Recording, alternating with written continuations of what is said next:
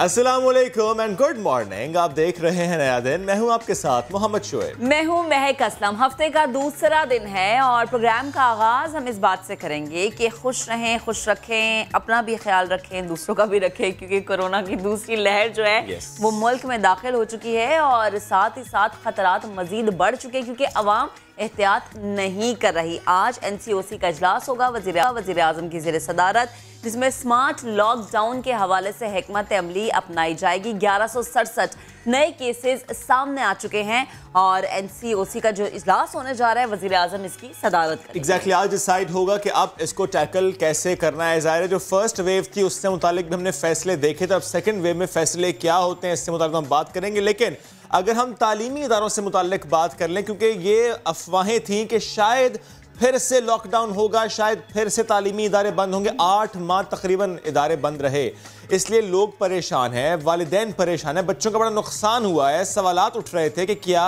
तालीमी इदारे बंद होंगे या नहीं। वफाकी वज़ीर तालीम शफ़क़त महमूद ने एक बार फिर वाज़े कर दिया, लेकिन एक लफ्ज़ का उन्होंने इजाफा किया। उन्होंने कहा है फिलहाल ऐसा कोई मामला नहीं है कि हम तालीमी इदारों को बंद करें। बिल्कुल, और जो पॉलिसीज अपनाई जाएंगी या बनाई जाएंगी वो इसी तरह से होंगी कि पाकिस्तानी मईशत ज़्यादा मुतासर ना हो। खैर, तब्दील अगर चीज़ों की बात की जाए कि चीज़ें तब्दील हो रही है, जैसे आपने कहा कि उन्होंने कहा फिलहाल ऐसा कुछ नहीं हो रहा, लेकिन फिलहाल बहुत कुछ ऐसा हो रहा है जो कि बहुत ज़्यादा तब्दीली लेके आया है। पंजाब काबीना में हमने थोड़ी सी चेंजिंग्स देखी हैं। फयाजुल हसन चौहान एक दफ़ा फिर से वापस चले गए हैं, जबकि फिरदौस आपा की एंट्री हो चुकी है, यानी चौहान और अवान मुकाबला। महक बता ही देते फयाजुल हसन चौहान साहब को कि आप तब्दील होने वाले, क्योंकि सवाल जब हुआ उनसे तो क्या कहा जरा सुनिए। की कर रहा है 2-4 साल का आपसे कलमदान वापस ले लिया गया। हाँ जी, साशी कमान साहब का बता दिया गया।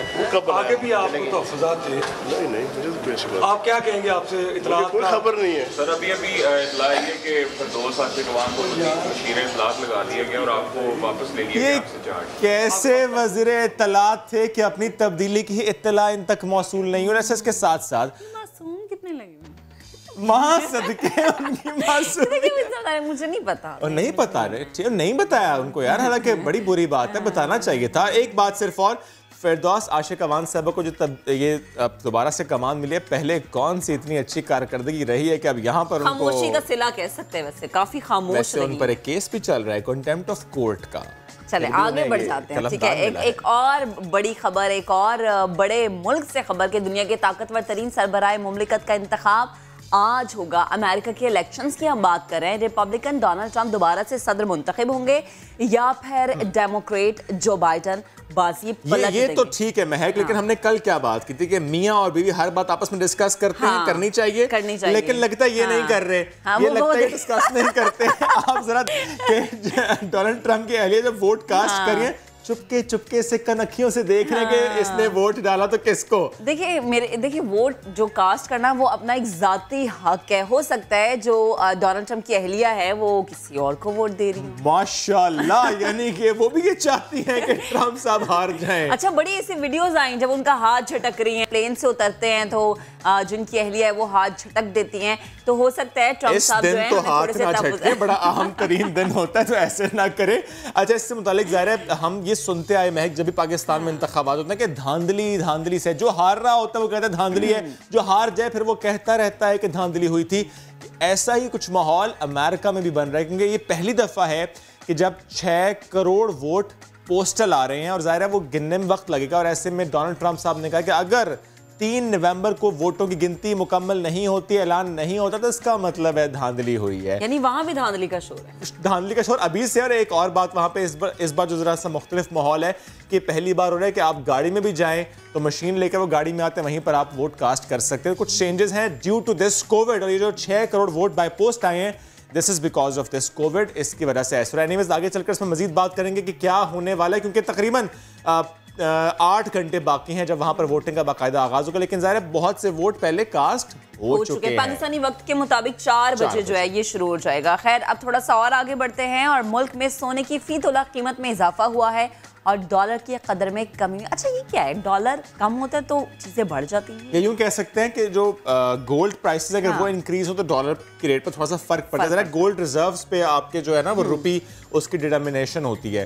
तो सराफा बाजार एसोसिएशन के मुताबिक सोने की जो फी तोला कीमत है वो 1100 रुपए इजाफे से 1,13,200 रुपए हो चुकी है। जो आप शादी का प्लान कर रहे हैं उनके लिए थोड़ी सी ये खर्चों की बात है। जो कर आए हैं वो नहीं कर रहे हैं, हम कर रहे हैं वो इत्मीनान रखे प्रॉफिट में गए हैं। मुल्क में रुपए की कदर में भी इजाफा हुआ है और इंटर बैंक में डॉलर 14 पैसे कम होकर 160.10 रुपए का। आप सोचें महक, अगर पाकिस्तान में शादियां ऐसी हों कि यहाँ पर वो कहें कि आपने हमें ना हक महर में सोना नहीं डॉलर देना, नुकसान हो जाए, तो ये सोने वाला मामला ठीक रहता है। पाकिस्तानी बड़े स्मार्ट है। अच्छा ये एक और बहुत कुछ जानते हैं लेकिन हम ये ऑफ कैमरा बात करेंगे। कैमरा चले बात। लेकिन अच्छा एक वीडियो महक, मेरी बेटी ने सबसे पहले कौन सा गाना सीखा, वो था baby shark do do do do do do. और आपको अच्छा लगता है? तो जो बच्चों को अच्छा लगेगा वो मुझे भी अच्छा लगेगा। बहुत सारे पेरेंट्स को नहीं अच्छा लगता, वो बेचारे तंग है। तो दुनिया भर के बच्चों में मकबूल तरीन गीत बेबी शार्क ने यूट्यूब पर 7 अरब से ज्यादा बार देखे जाने के बाद तमाम वीडियोस का रिकॉर्ड क्यों लूटा है? हाँ। बच्चों के साथ साथ माँ प्यों ने भी देखी है। याद कर लिया। जनूबी कोरियन कंपनी की जानिब से 2016 में बनाई जाने वाली बच्चों की वीडियो बेबी शार्क आज भी मकबूल है। अच्छा आपको आता है, थोड़ा गुनगुना दें। Baby shark do do do do do do do mommy shark do do do do do do mommy shark. चलिए वो तो पूरी शार्क फैमिली। चलिए अब आपको हम एक ऐसी जगह लेकर चलते हैं जहां पर इतना पैसा ला के चूल्हे लाया जा रहे हैं। केड़ी जगह है? लाहौर है जनाब। ऑरेंज लाइन ट्रेन बन गई का, वाओ, एक और पिकनिक पॉइंट मिल गया। बच्चों को लेकर चलते हैं और वहां पर झूले झुलाते हैं। क्या अंदर स्विंग लगी है, स्लाइड्स है, क्या मामला में है? अच्छा देखिए, मैं जब लाहौर गई तो लिटरली मेरे अब्बा ने मुझे कहा कि बेटा कल चलें फिर ऑरेंज लाइन ट्रेन की घूमने फिरने। ये मामला है, क्या मतलब है? खैर सोशल मीडिया पर वायरल होने वाली दिलचस्प वीडियोस आपको हम दिखाते हैं कि लोग किस तरह से इस चीज को एंजॉय कर रहे हैं। बच्चा कैसे कलाबाजियां खा रहा है लटक के एक जगह से दूसरी जगह का टिकट लेते हैं 40 रुपए में, लेकिन ये टिकट होती है सैर की। चले वीडियो एक दिखाते हैं, स्पेशली उस वालिद की जो बच्चे को लेकर गया झूला झुलाने के लिए।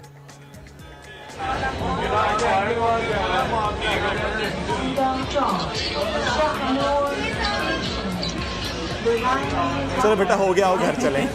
इसी काम के लिए हम आए थे, चलो अब घर। इसलिए कहते हैं जिन्हें लाहौर नहीं नहीं चला है, बच्चा भी जंप पे है। चले जी बढ़ते हैं आगे। लायर बर्ड, ये उर्दू में से बरबतनी मोर भी कहते हैं। इसकी दुम बड़ी खूबसूरत होती है, बड़ा खूबसूरत सा ये परिंदा होता है और इससे मुतालिक खबर ये है कि कई आवाज़ें निकालने पर इसको उबूर है।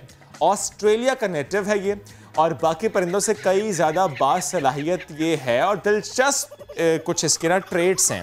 बरबतनी मोर, लायर बर्ड, जिन चंद आवाज़ों को बोलता है उनमें से आसपास तकरीबन 20 मुख्तलिफ परिंदों की आवाज़ें शामिल हैं। ये फ़ौरन से कॉपी कर लेते हैं जो आसपास माहौल में दीगर जो बर्ड्स होते हैं।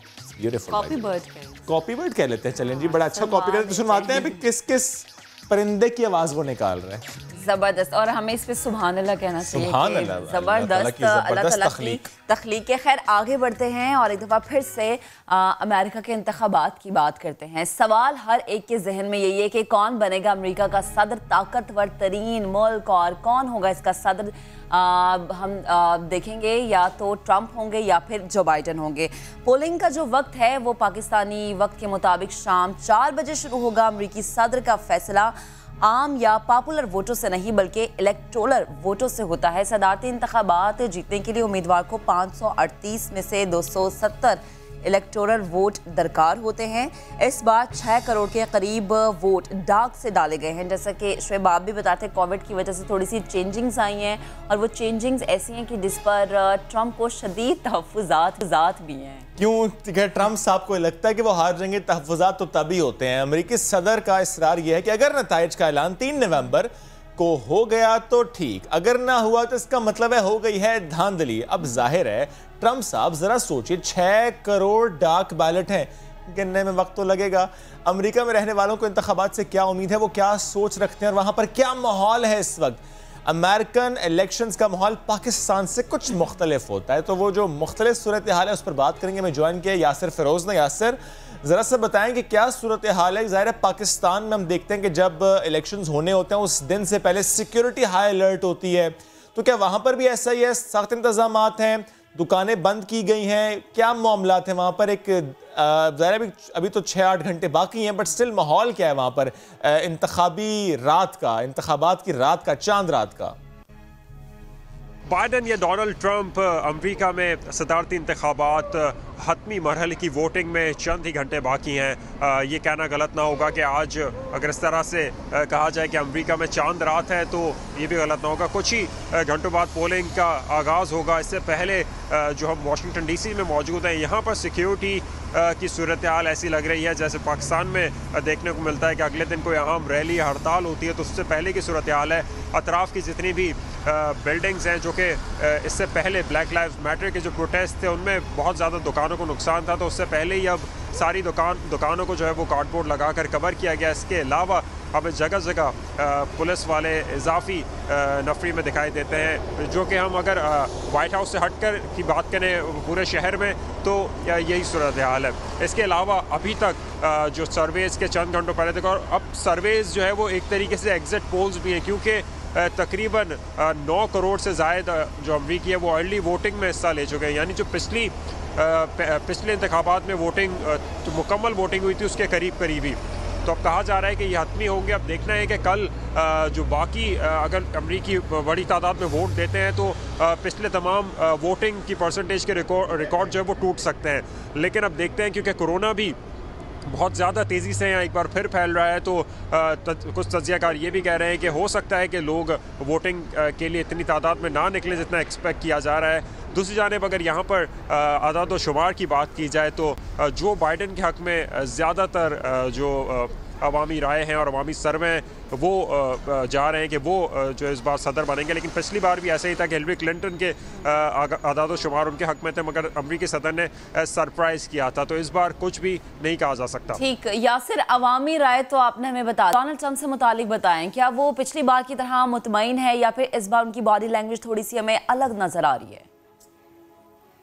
अमरीकी सदर इस बारे में भी खदशा जाहिर किया जा रहा है, क्योंकि अमरीकी सदर ने एक नहीं 2 मुकामात पर इस बारे में कहा था, उससे ज़्यादा इस बारे में कहा था कि इलेक्शन के नताइज उसी वक्त मानेंगे जब उनके हक़ में आएंगे, या उन्होंने इस तरीके से भी कहा कि इलेक्शन तो मैं ही जीतूंगा।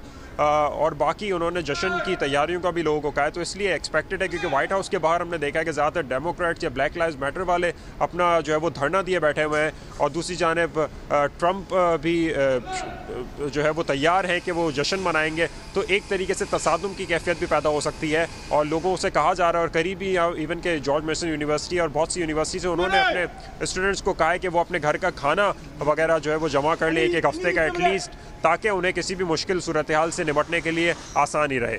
अच्छा यासिर, ज़ाहिर पाकिस्तान में तो ये होता है कि इंतखाबात से पहले रात या उससे पहले कई दिन वोटर्स को राम करने की कोशिशें की जाती हैं, उनको फैसिलिटेट किया जा रहा होता है, उन्हें कहा जा रहा था कि हम आपको लेकर जाएंगे पोलिंग स्टेशन तक। अच्छा, वो वोटर लिस्टें दिखाना, बड़ा अलग सा माहौल होता है, बिरयानी भी बन रही होती है, कीमे वाले नान भी होते हैं, कीमे वाले नान भी होते हैं, as per the test, as per the demand मामलात होते हैं। तो मुझे बताएं, यही पाकिस्तानी जो अमेरिका में रहते हैं, अमेरिकन पाकिस्तानी, ये किसके साथ हैं, ये क्या सोच रखते हैं?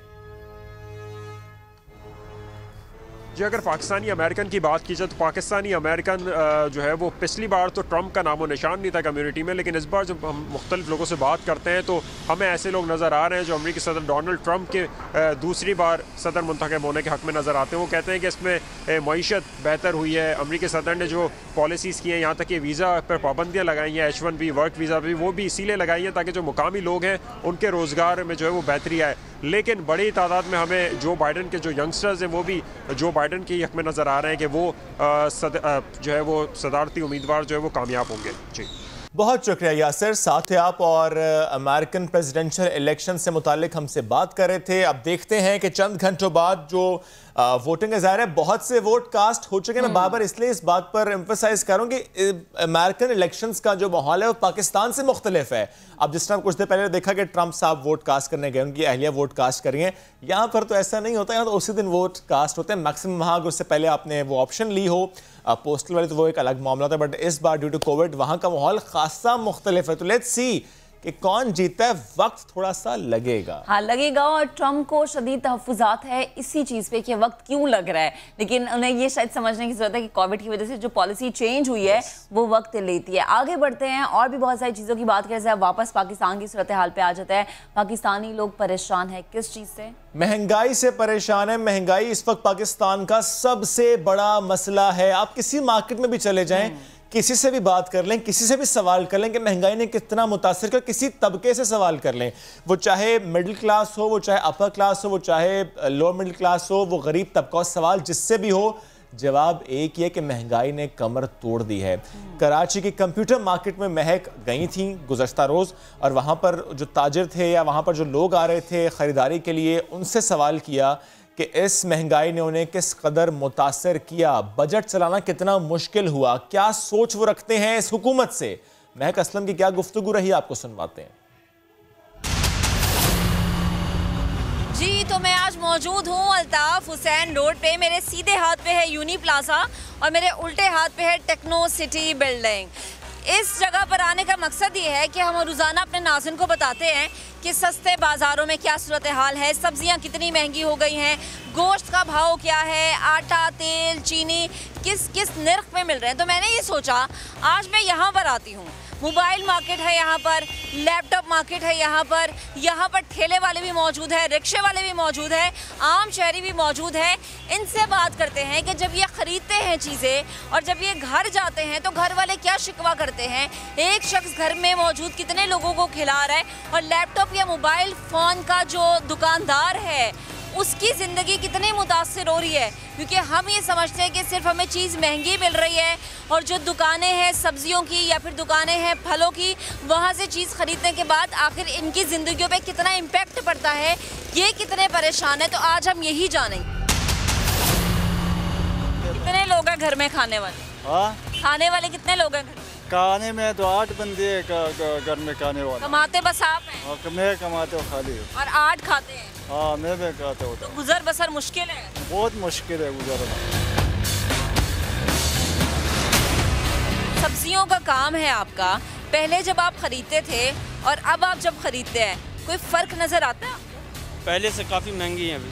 अच्छा, पहले कितने में ख़रीद लेते थे खीरे या ये 30-40 रुपए आता था, अभी ये 60-70 रुपए किलो आ रहा है। सुना है प्याज बड़ी महंगी है, आंसू निकाल रही है प्याज तो भाई आंखों से। 80 रुपए किलो है। 80 रुपए किलो जी। अगर वोट देने का मौका मिला तो किसे देंगे? नवाज शरीफ को या पीपल पार्टी। आप दुकानदार हैं, आप भी महंगाई का शिकवा कर रहे हैं? बिल्कुल बिल्कुल। जो चीज़ें हैं आपको पीछे से महंगी मिलती है? जी हाँ। पहले कितने में खरीद लेते थे? पहले मेरी बहन ये प्याज जो थी वो 40 रुपए की 50 रुपए की थी, अभी 80 रुपए की किलो प्याज हो गई है, 60 रुपए के किलो आलू हो गए, चने भी जो है 150-200 रुपए किलो हो गए। डबल रोटी वाला जो है, डबल रोटी वाले ने भी माल महंगा कर दिया। पापड़ी वाला है, पापड़ी वाले ने भी माल महंगा कर दिया। इन हालात में कैसे आप मैनेज कर रहे हैं? हम क्या करें, अब ये है कि जो तनख्वाह मिलती है उस पर गुजारा ये होता है कि 10 दिन 12 दिन में तनख्वाह ख़त्म हो जाती है, फिर कर्जे लेकर उससे लिए, किसी से लिए, दोस्त यार से लिए, इस तरह करके गुजारा करना पड़ता है। ऑल ओवर सभी जिम्मेदार है, और आवाम को भी देखना चाहिए कि इस तरह डेली बेसिस पे अभी देखें कोई चीज़ 100 रुपीज़ केजी से नेक्स्ट डे जाएँ 150 रुपये केजी से, चाहे आप चले जाएँ, जब डेली बेसिस पे रेट चेंज हो रहे हैं। महंगाई जो बढ़ रही है उस पर क्या कहें? वेल ये तो डिफ़िकल्ट है हर शहरी के लिए पाकिस्तान के, चाहे वो एक मार्केटियर हो या एक बैंकर हो, चाहे वो किसी भी शोबा से ताल्लुक़ रखता हो, उसके लिए मुश्किल तो है डेफिनेटली।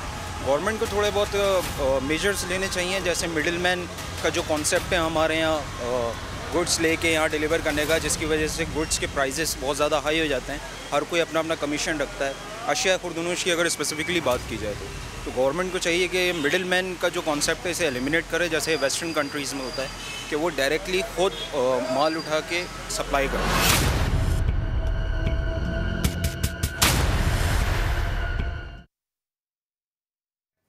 हमने देखा कि बहुत सारी चीज़ें तब्दील हुई हैं, घर का किचन चूल्हा मैनेज करना बहुत ज़्यादा मुश्किल हो गया। इसके साथ और भी तब्दीली आई कि बच्चे जिस तरह से इंफॉर्मेशन तक रसाई हासिल करते हैं वो तरीका तब्दील हो गया है। पिछले कुछ सालों में मालूमात की रसाई इंतहाई आसान हो गई है। अब कोई भी सवाल आपके जहन में आए तो आप लाइब्रेरी में नहीं जाते, बल्कि आप फ़ौरन से उसे गूगल कर लेते हैं।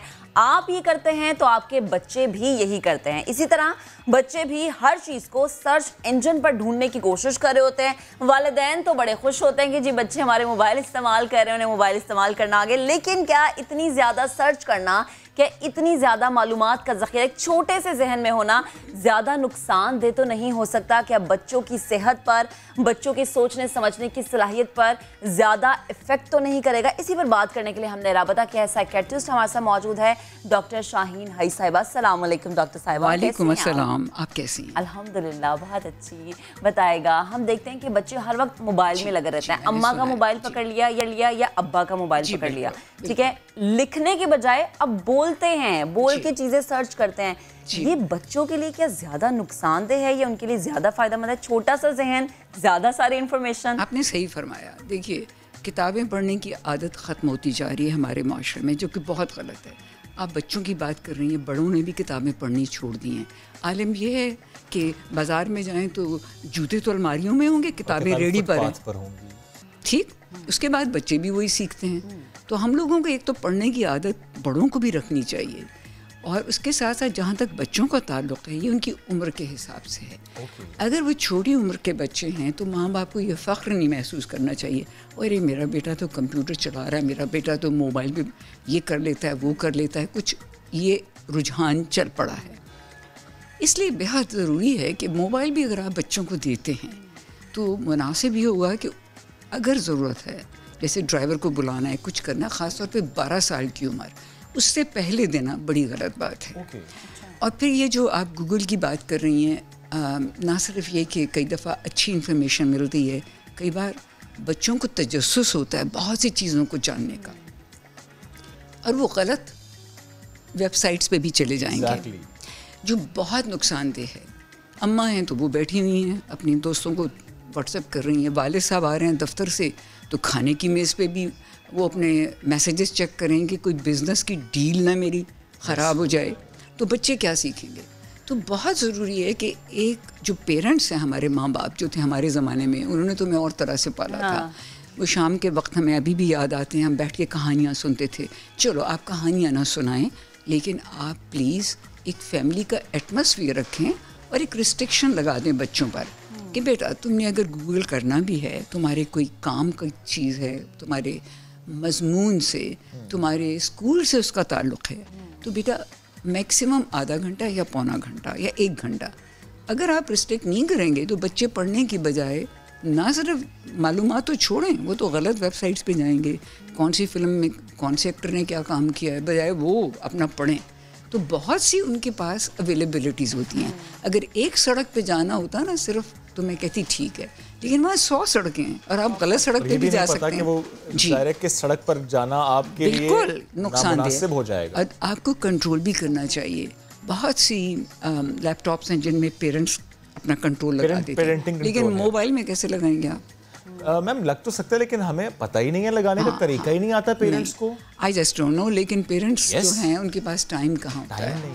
और ख़ास तौर पे जो माएँ हैं आजकल, I am so sorry to say that, बेशक आप काम भी करते हो, लेकिन आपको एक टाइम जो है वो मुख्तस करना होता है, फिक्स करना होता है कि ये टाइम बेटा आप ठीक है, आपने खेल लिया, आप 3 बजे आए, आपकी उसके बाद ये जो थोड़ा सा आपने रेस्ट करना है और अब आपने बैठना है फैमिली के साथ, तो हमारा 6 से 7, 7 से 8 जो भी टाइम है, और आप अपने मसले बताएं, आपके स्कूल में क्या प्रॉब्लम्स हुई, आज कैसा रहा। एग्जैक्टली। और जब वो अब्बा मियाँ आते हैं तो उनको भी चाहिए बैठ के अपनी बीवी को 2 मिनट दें, बल्कि हो सके तो 20 मिनट दे दें कि उनके क्या मसले थे। जितना टाइम दे ज़ाहिर है वो कम है। हाँ, वो भी करें। और फिर उसके बाद ज़ाहिर एक बच्चे को एक आदत पड़ेगी कि गूगल के अलावा भी एक फैमिली लाइफ होती है, मुझे बैठना है, रिश्तों के अलावा और भी रिश्तों की कदर सिखाइए। रिश्तों की कदर खत्म हो चुकी है, ठीक है। डॉक्टर साहब, हमने एक चीज़ देखी कि बच्चे जब खाने की टेबल पे बैठते हैं तो वो जिद करते हैं जब तक हाथ में टैब नहीं होगा, जब तक मोबाइल नहीं होगा, हम खाना नहीं खाएंगे। अम्मा भी कहती है कि अच्छा बच्चा खा तो रहा है, हाथ में मोबाइल दे दो।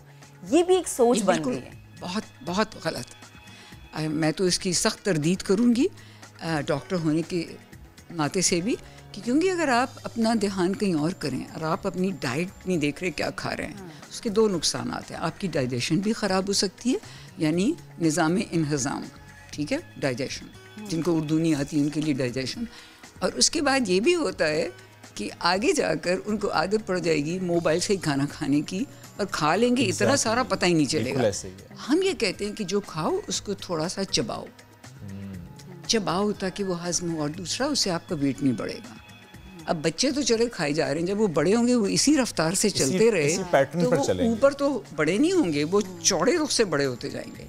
और फिर डायबिटीज़ और ये हाइपरटेंशन और ब्लड प्रेशर।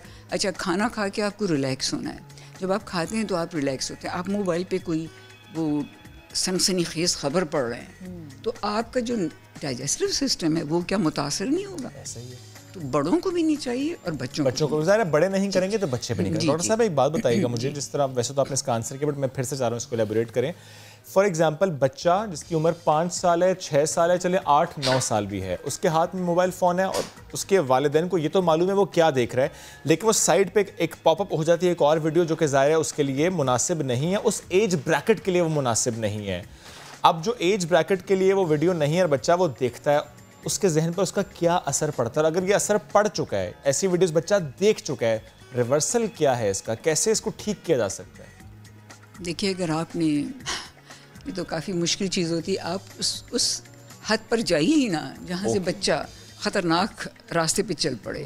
तो अगर आप ऐसा कर चुके हैं तो बच्चे को समझाएं। अगर बच्चे से कहे बेटा ये गलत है, बड़ों की चीज़ें अभी नहीं, लेकिन उसका तजस्सुस तो बढ़ चुका है ना, एक्सपोजर तो हो चुका है, उसके लिए बड़ा मुश्किल होता है। और ये एक स्टडी हुई है, रिसर्च, जो मैं यहाँ पे उसका हवाला देना बहुत मुनासिब समझती हूँ, कि जो बच्चे ख़ास तौर पर ऐसे वीडियोस देखते हैं जिसमें वायलेंस हो और जिन गेम्स खेल रहे हैं जिसमें वायलेंस हो, वो उन बुरे किरदारों के साथ अपनी शनाख्त करते हैं, आइडेंटिफाई करते हैं, और वो उसी तरह बदतमीज़ी मार धाड़ शुरू कर देते हैं। और इसलिए कहा गया कि बचपन में वायलेंट वीडियोस भी नहीं दिखानी चाहिए, बैन होनी चाहिए। हाँ, और बच्चे बड़ा खुश होते हैं, ओह मैं तो इसकी तरह बनूंगा, ये मेरा हीरो जो फलाना उसमें आ रहा है, ये बैटमैन है, ये फलाना है। वो खैर बैटमैन तो फिर भी महज़ब है, बट बहुत से किरदार ऐसे हैं जो कि बहुत वायलेंट किस्म के होते हैं। और ऐसे बच्चों का मेरे पास काफ़ी उनके पेरेंट्स आते हैं तो मैंने समझाती हूँ कि क्या करना है। ख़ास तौर पे अगर आप बेटों को ज़्यादा दी जाती छूट, लड़कियों पे फिर भी नज़र रखी जाती है। मैंने ये देखा है हमारे माशरे में कि लड़कियाँ कहीं गलत इन्वॉल्व तो नहीं हो रही, बच्चियाँ भी उन पे नज़र रखती हैं। हाँ, उन पे, अब बेटों पे नहीं रखी जाती। और ख़ास तौर पे अगर अकलौता बेटा और 3 या 6 बहनों का भाई है तो बिल्कुल ही खुला छोड़ा होता है। बिल्कुल ही, वो 5 साल की उम्र से वो ऐसा लगेगा कि जैसे वो अफलातून बन गया है, और माँ बाप उसमें फ़ख्र महसूस करते हैं। तो ये चीज़ है कि उस हद तक ना जाएं। अगर खुदा न खासा बच्चा चला भी गया है तो उसको समझाएं बेटा ये गलत है, ये सब चीज़ें अच्छी नहीं हैं। और एक हमारे पास तो बहुत बहुत अच्छा जवाज़ है, वो है हमारा मज़हब। बेशक हमें बच्चों को कुरान पढ़ाते हुए तर्जमा सिखाना चाहिए। यहाँ पे जितने लोग आते हैं मेरे पास जिनके बच्चे बेराह हो चुके हैं, मैं उनसे पूछती हूँ आपने कुरान पढ़ा है? जी बिल्कुल। मुल्ला के पास जाता था बच्चा और उसने तो इतने सुपारी रटे भी थे। मैंने कहा अच्छा तर्जमा आता है? नहीं। देखें ये बहुत बड़ी खामी, समझा ही नहीं जी, समझा है कुरान। जी जी, तो मैं शायद वाहिद हूँ जिसने पहले तर्जमा पढ़ा फिर कुरान पढ़ा। अच्छा जी जी, बस। And you recommend that as well? नहीं, मैं कहती तो हूँ, लेकिन अगर माँ बाप बुरा मान जाएं तो जो पढ़ाया है अरबी उसके साथ तर्जमा भी उसी दिन सिखा दो। जाहिर है ताकि समझ तो आए ना। लेकिन अगर आप यकीन करें, अगर आप तर्जमा पढ़ेंगे ना पहले और फिर उस आयत को पढ़ें या उसके बाद, तो आप नहीं समझ के अलावा आपकी दिलचस्पी बढ़ जाती है। हमारे कुरान पाक में इतनी खूबसूरत कहानियाँ हैं, इतनी खूबसूरत कहानियाँ हैं, आप देखें कितना मज़ा आता है। मुकम्मल किताब है। लेकिन अगर आप सिर्फ अरबी पे अटक जाएंगे, बाय द वे मैं अरबिक में भी फ्लुएंट हूँ, वो मैंने खुद सीखी है। अच्छा, अगर आप अरबी में अटक गए तो बच्चे उसकी ज़बर ज़ेर में इतने परेशान हो जाते हैं, एक दफ़ा पढ़ के दोबारा जाते ही नहीं पढ़ने। कुछ ये भी होता है, ख़त्म किया उसके बाद रिपीट नहीं, दोहराया नहीं है। तो हमारे कुरान में हर किस्म की फहाशी मना है, हमारे मज़हब में कुरान पाक में भी लिखा हुआ है। और इसके अलावा ये भी है कि नशा भी मना है, शराब मना है। अगर बच्चों को हम शुरू से बताएं, और बड़ों का अदब, यतीमों पे रहम, गरीबों पे रहम। और वो एक ज़माना होता था कि बच्चे हम लोग सुबह पढ़ते थे लब पे आती है दुआ बन के तमन्ना मेरी, अब वो माहौल ख़त्म हो चुका है। वो है हो मेरा काम गरीबों की हमायत करना, यहाँ हो मेरा काम मोबाइल पे मैसेज करना। तो वो बिल्कुल हमारी जो एक ट्रैक चेंज हो गया ना, पूरे का पूरा बदल चुका है। तो उसके लिए मज़हब को अगर हम बीच में लाएं तो मेरा ख्याल है बच्चे जो हैं वो खुद भी ऐसी वेबसाइट पर नहीं जाएंगे। Exactly. जब उन्हें पता चलेगा कि हमारे कुरान पाक में ये है, हमारे रसूल पाक की हदीस, मैं ये नहीं कहूँगी कि 20 हदीसें पढ़ाएं, थोड़ा सा हवाला दे दें, बस कुरान को ज़रूर गाइड करें, हमारे लिए बहुत बड़ा रहबर है और हम बड़े खुशकिस्मत हैं कि उसमें सब चीज़ें लिखी हुई हैं। और अगर बच्चे आपसे कोई तकरार करें तो उनसे कहें बेटा ये तो हमारे मज़हब में है, हम मुसलमान हैं, बेटा देखो ये फ़लानी आयत पे लिखा हुआ है। तो उससे आपके जो बच्चे हैं वो मान जाएंगे, वरना कहेंगे अम्मी देखिए मेरा दोस्त वो तो ये सब कुछ करता है, उसके माँ बाप नहीं रोकते। तो कहें बेटा फिर उसके माँ बाप एक दिन जवाबदेह होंगे अल्लाह पाक को, हम तो नहीं हो सकते, हमारा फ़र्ज़ है और ये हम नहीं करेंगे।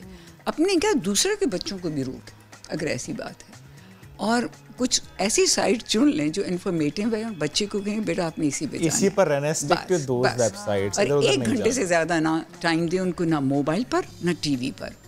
और सच्ची बात है ये चीज़ें जब से आई हैं बच्चों पे बहुत बहुत बुरे असरात पड़ रहे हैं, बदतमीज़ हो रहे हैं, माँ बाप की बात नहीं मानते, कहीं जाना होगा साथ नहीं जाएंगे, उनको रिश्तों की कदर नहीं रही। रिश्तों की कदर भी चाहिए डॉक्टर साहबा कि वो वन वे ऑफ कम्युनिकेशन है ना, वो सिर्फ सुन रहे हैं, इन्फॉर्मेशन आ रही है वो कम्युनिकेट नहीं कर रहे।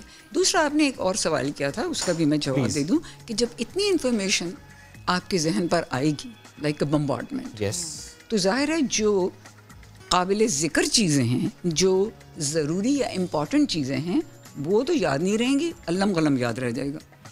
वो नापुख्ता ठीक है, हमारा जहन भी एक कंप्यूटर की तरह है, अगर आप इसको लोड करेंगे क्रैश नहीं होगा, बस कंफ्यूजन होगी, कंसंट्रेशन पे असर पड़ेगा, तवज्जो कम हो जाएगी क्योंकि इतनी दिमाग में इधर से उधर से चीज़ें आ रही हैं। अच्छा क्लास में भी बैठे होंगे तो सोच रहे हैं कि फ़लानी वेबसाइट, उनका ध्यान ही ख़त्म हो जाता है। बहुत ज़रूरी होता है। तो अगर थोड़ा सा माँ बाप डिसिप्लिन करें, बच्चों को तंजीम सिखाएं कि बेटा तुमने इतने बजे बहुत ज़्यादा स्ट्रिक्ट भी नहीं होना कि बेटा ठीक है 6 बजे नहीं 7 बजे बैठो हम बातें करेंगे, और इतने से इतने बजे टाइम फिक्स कर दें, वो टाइम जिस वक्त ना खाने का टाइम हो ना फैमिली टाइम हो। इस पे आपको जो जाके सर्च करनी है, वरना मेरे पास आए बैठें, हम मिल के सर्च करते हैं, मिलकर करते हैं जी, पेरेंटिंग गाइड हो। बिल्कुल, जैसे हमें साथ बिठा के कहानियाँ सुनाई जाती थी, हमने उसी शौक़ में आके बड़ी जल्दी पढ़ना सीखा। इसी तरह अगर माँ बाप साथ बैठ के उन मखसूस वेबसाइट्स पर जाएंगे तो बच्चे क्यों भटकेंगे? भटकता वो है जिसको रास्ता ना दिखाया जाए, सही कहा ना, रहनुमाई ना दी जाए। जी। और हम तो बड़े खुशकिस्मत हैं, हमारी सब चीज़ें हमारे कुरान में लिखी हुई है सब कुछ, तो अगर हम उसको फॉलो करेंगे तो इंशाल्लाह कोई मसला नहीं होगा। ऐसे बहुत से बच्चे आते रहते हैं मेरे पास कि उनको माँ बाप ने बचपन में कंट्रोल नहीं किया, अब वो 16-17 साल की उम्र में बिल्कुल बेकाबू हो चुके हैं। डॉक्टर साहब जो बच्चे आपके पास आते हैं 16-17 साल के, जिसके हवाले से आप कहते हैं पेरेंट्स ने काबू नहीं किया या उनके पास इतनी इन्फॉर्मेशन का एक्सेस था जिसकी वजह से वो भटक गए, इलाज मुमकिन होता है? बिल्कुल होता है, लेकिन उसमें काफ़ी टाइम लगता है।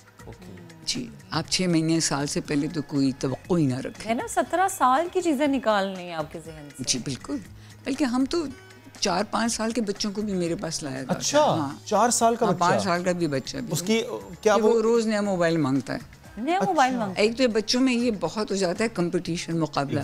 वो भी सिखाना है कि बेटा ये सब चीज़ें दुनियावी यहीं रह जाएंगी, जो चीज़ें ज़रूरी हैं वो रखो, खैरात दो, ज़कात दो, ये ज़रा सिखाएं बच्चों को। ये नहीं कि तुमने 2.5 लाख का मोबाइल लेना, आजकल अच्छा मोबाइल 2.5 लाख का। एग्जैक्टली। तो ये बातें अगर आप बच्चों को बताएंगे तो मेरा जहाँ तक ख्याल है कि वो फिर इंशाल्लाह ताला ऐसे तकाज़े नहीं करेंगे। डॉक्टर साहब इसमें मेरा ख्याल है बहुत होता है, फिर वो रोते हैं, चीज़ें फेंकते हैं और माँ बाप कहते हैं छोड़ो कर दो, जिद करना तो दे दो। इसमें ये बात जरूर होनी चाहिए, मैं जस्ट ऐड वन थिंग कि no matter if you can afford that, आपको बच्चों को बहरहाल ये सिखाना है कि ये चीज़ ज़रूरी नहीं है। जी बिल्कुल, आप बेशक आपके पास करोड़ों रुपया हो, लेकिन आपने बच्चों को सिखाना है कि बेटा ये जो है ना, हमारे मज़हब में एक और बात भी आपको बता दूँ, इसराफ, बेजा इसराफ गुनाह है, मना है।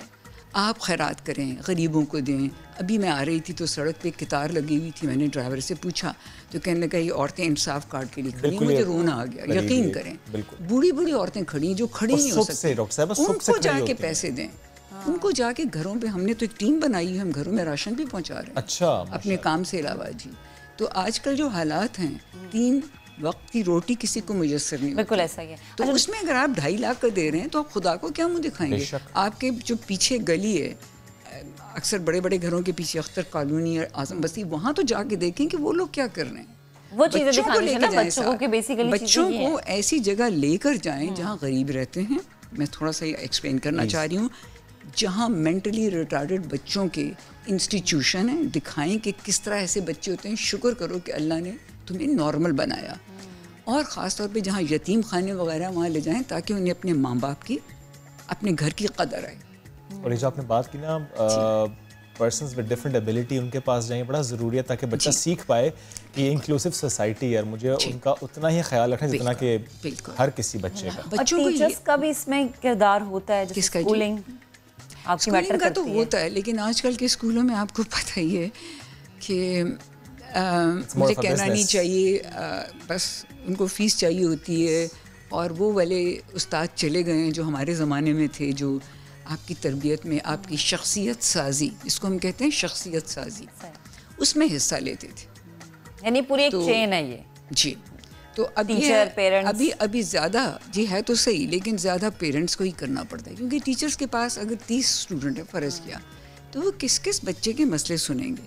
मसले तो माँ बाप को सुनने हैं, तकाज़े तो उनको पूरे करने हैं, लेकिन टीचर्स को भी चाहिए कि वो बच्चों को ये मैसेज ज़रूर दें कि देखिए महंगी चीज़ें मत ख़रीदें, गरीबों का ख्याल रखें, और ज़कात वगैरह का अगर उनको आइडिया है ख़ुद भी तो वो बच्चों को भी आगे से बता दें।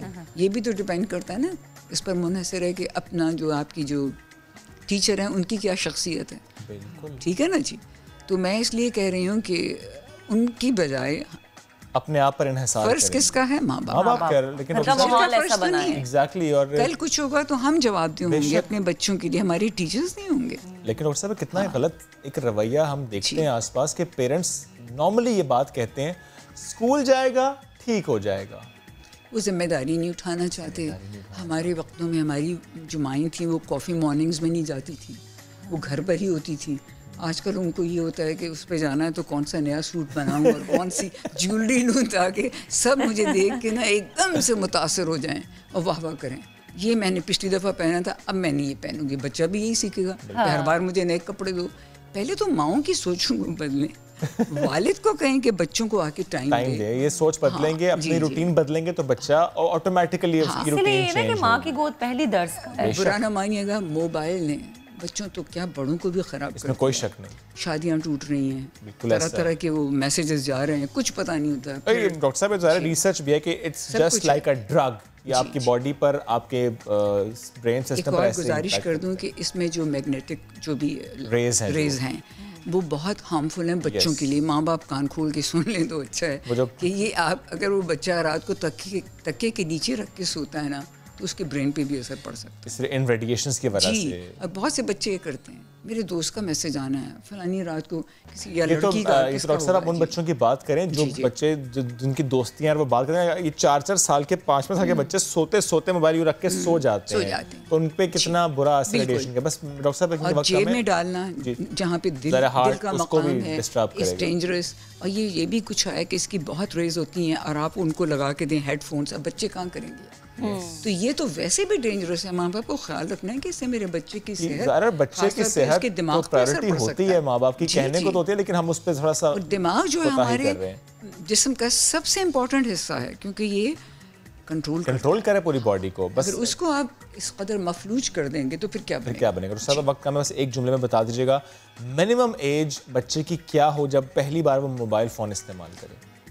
मेरी राय में तो 12 साल होनी चाहिए। 12 साल से पहले नहीं। लेकिन कुछ बच्चों को अगर वो कर सकते हो तो उसका ये होता है कि ड्राइवर को बुलाना है, कुछ करना है, तो फिर तो उसकी कोई हद ही नहीं। डॉक्टर साहब मैं बात 5-6 साल के बच्चे के कार्टून्स की कर रहा हूं। समझ बेहतर होती है, ठीक है, क्या गलत है क्या सही है। आपने बच्चों को कुरान भी पढ़ा दिया, तर्जुमा भी सिखा दिया, अब वो गलत रास्ते पे नहीं जाए। ओके, अदरवाइज अगर 12 साल से छोटा बच्चा है तो कोशिश करें कि वो टेलीविजन पर देख ले, कार्टून्स, मोबाइल फोन उसके पास ना हो। उसकी आदत बनती है ना शख्सियत। हम साइकियाट्रिस्ट कहते हैं 5 साल तक शख्सियत बन जाती है। फिर मज़ीद बनती है और 12 तक तो काफ़ी बन चुकी है। पहले 5 साल तो बहुत बच्चे की है। जो शख्सियत है वो बन चुकी है। 18 के बाद तो चेंज करना मुश्किल हो जाएगा। 25 के बाद भूल जाएं। तो अब ये है ना कि अगर आप ऐसा करेंगे तो उसमें बच्चे की समझ बढ़ चुकी है, लेकिन क्या करें, अगर ज़रूरत है तो फिर तो माँ बाप भी मजबूर है। ठीक डॉक्टर साहब बेहद शुक्रिया, साथ मौजूद थे आप, इससे मुतालिक हमसे गुफ्तगू कर दी।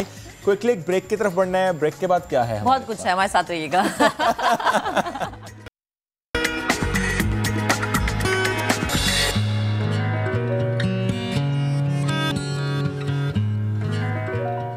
Welcome back once again. अब आपको बताएं कि मोरूसी मरज खानदान को मौत की नींद सुला गया। वाहिद बचने वाला घर का सरबरा बाबा आसिफ हेमोफीलिया के इलाज के लिए दर बदर भटक रहा है और कोई शायद मदद को नहीं आ रहा। मनाजिर भी आप देख रहे हैं। इसी पर हमारे रिपोर्टर शाहीन शहजादी ने एक रिपोर्ट तैयार की, आपको दिखाते हैं। मैं मोहम्मद आसिफ है, मैं एक हेमोफीलिया मरीज हूँ।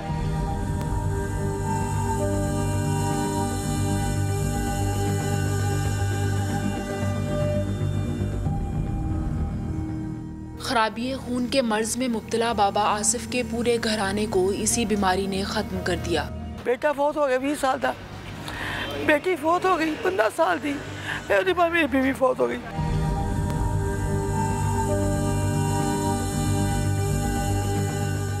वक्त के साथ मर्ज और बढ़ा तो सर से छत भी छिन गई। घर और बच्चों की याद आज भी इन्हें खून के आंसू रुलाती है।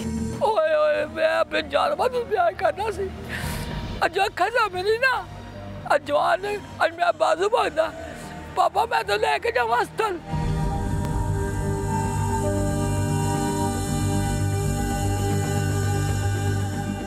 हेमोफीलिया के इलाज के लिए बाबा आसिफ दर बदर अपने जख्म का मरहम तलाश करते फिरते हैं, मगर न दवाई मिलती है न मसीहा।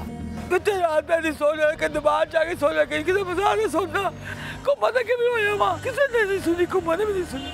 मैं मना को भी देती है एप्लीकेशन, मैं तो माँ भी देती है एप्लीकेशन, नहीं हुए मैं कुछ हल।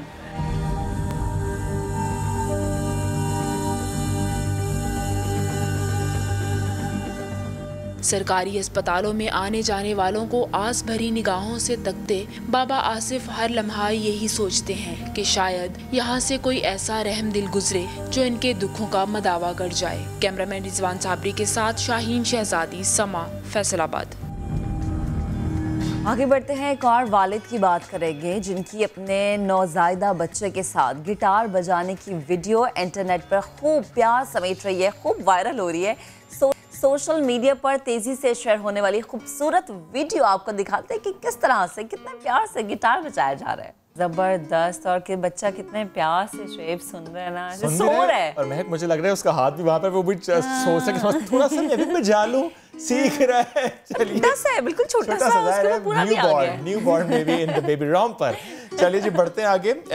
बराह रास्त नशरियात यानी लाइव ट्रांसमिशंस के दौरान अक्सर कुछ ऐसे वाक़यात हो जाते हैं कि वो फिर कैमरे की आंख में महफूज हो जाते हैं। वो रिपोर्टर के साथ हो सकता है, वो न्यूज़ एंकर के साथ हो सकता है, वो आसपास खड़े किसी और शख्स के साथ भी हो सकता है। ये जो महक कितना हंस रही है, महक आपके साथ कभी कोई ऐसा वाक़या पेश आया है? मुझे वीडियो देख के अच्छा चलिए इस वीडियो को एलैबोरेट करते हैं। रिपोर्टर हैं, मोबाइल फ़ोन से ये कुछ देर के लिए महरूम हुए। अर्जेंटीना में मकामी चैनल के रिपोर्टर बराह रास्त जाने की तैयारी कर रहे थे कि अचानक एक शख्स आया और हाथ पर झपटा मारा, मोबाइल फोन छीना और रफू चक्कर हो गया। लेकिन मौके पर जो मौजूद लोग थे उन्होंने मारा चौका, चोर का किया पीछा, पकड़ लिया उसको, धर लिया और रिपोर्टर को मोबाइल फोन वापस कर दिया। कराची में ऐसे मामला थोड़े ज्यादा होते हैं लेकिन मोबाइल फोन वापस नहीं मिलता।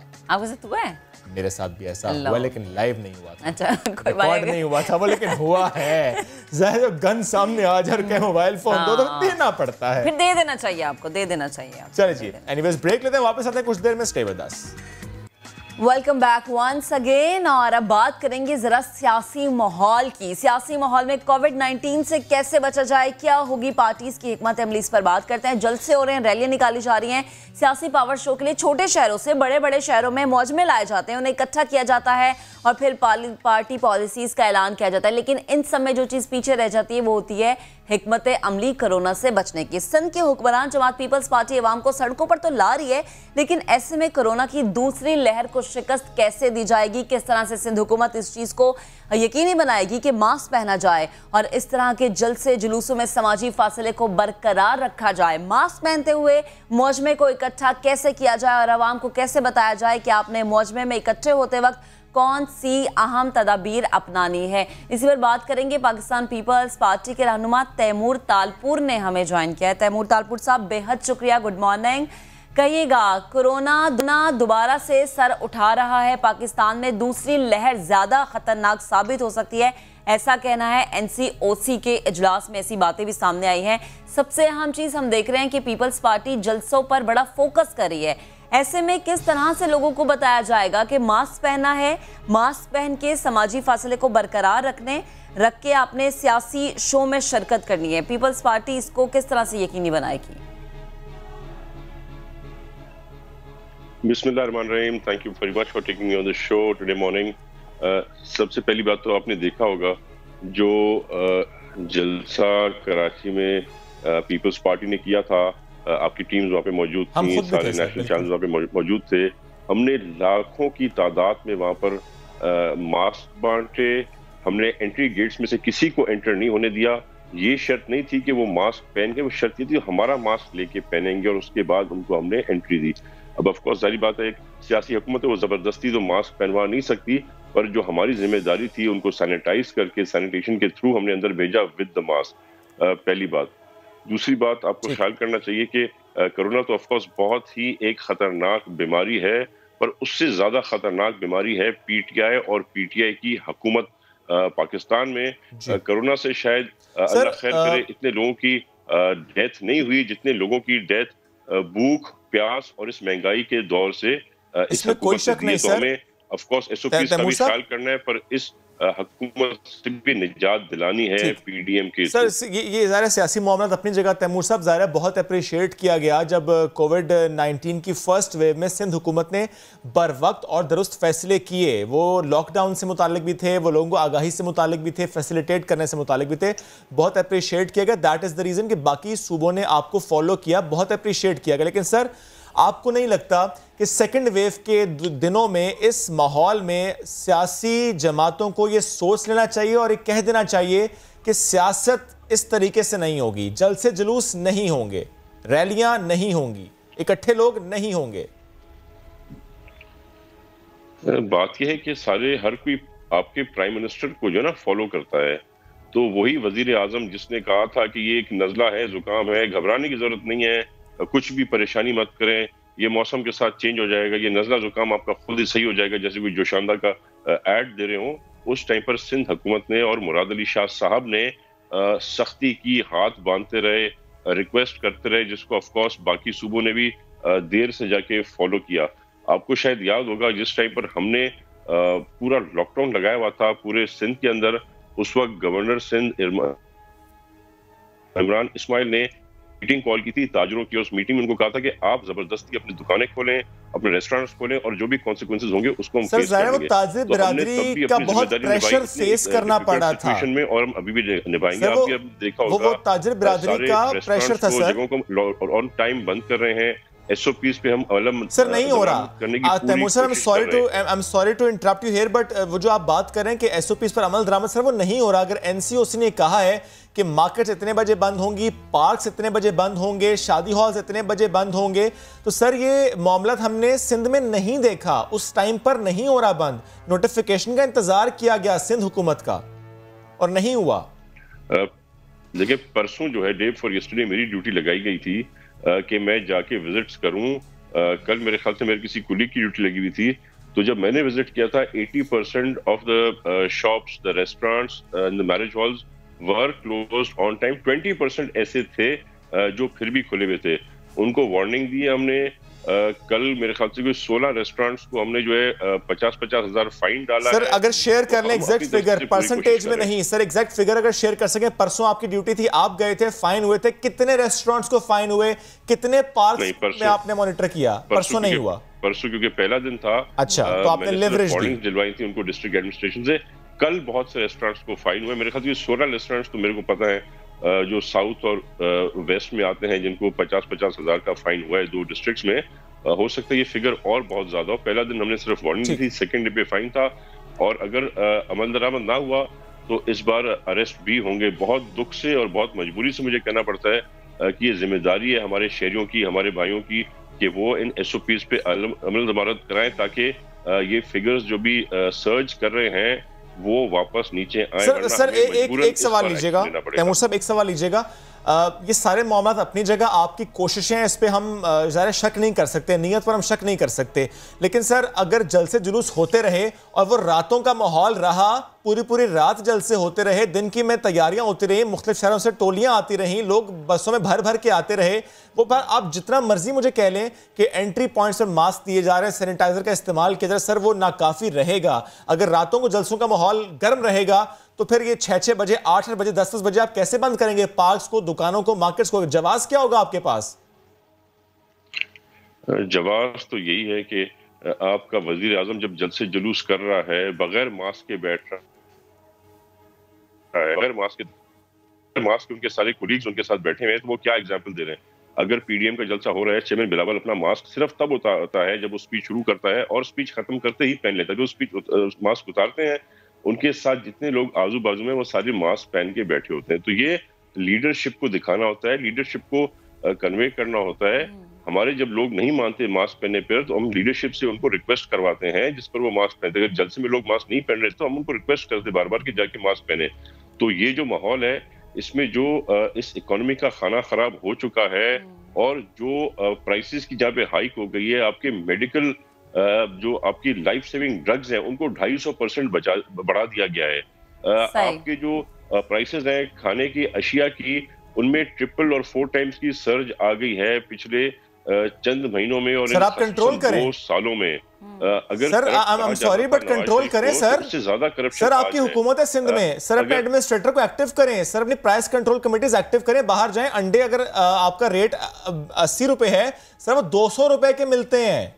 सर कंट्रोल आपने करना है, इमरान खान से आके नहीं करना, ये आपकी हुकूमत है यहाँ पे। अगर जरा सा गौर करें और अब जरा सोचें कि प्राइसेस में सर्ज क्यों आया है तो आपको पता चल जाएगा।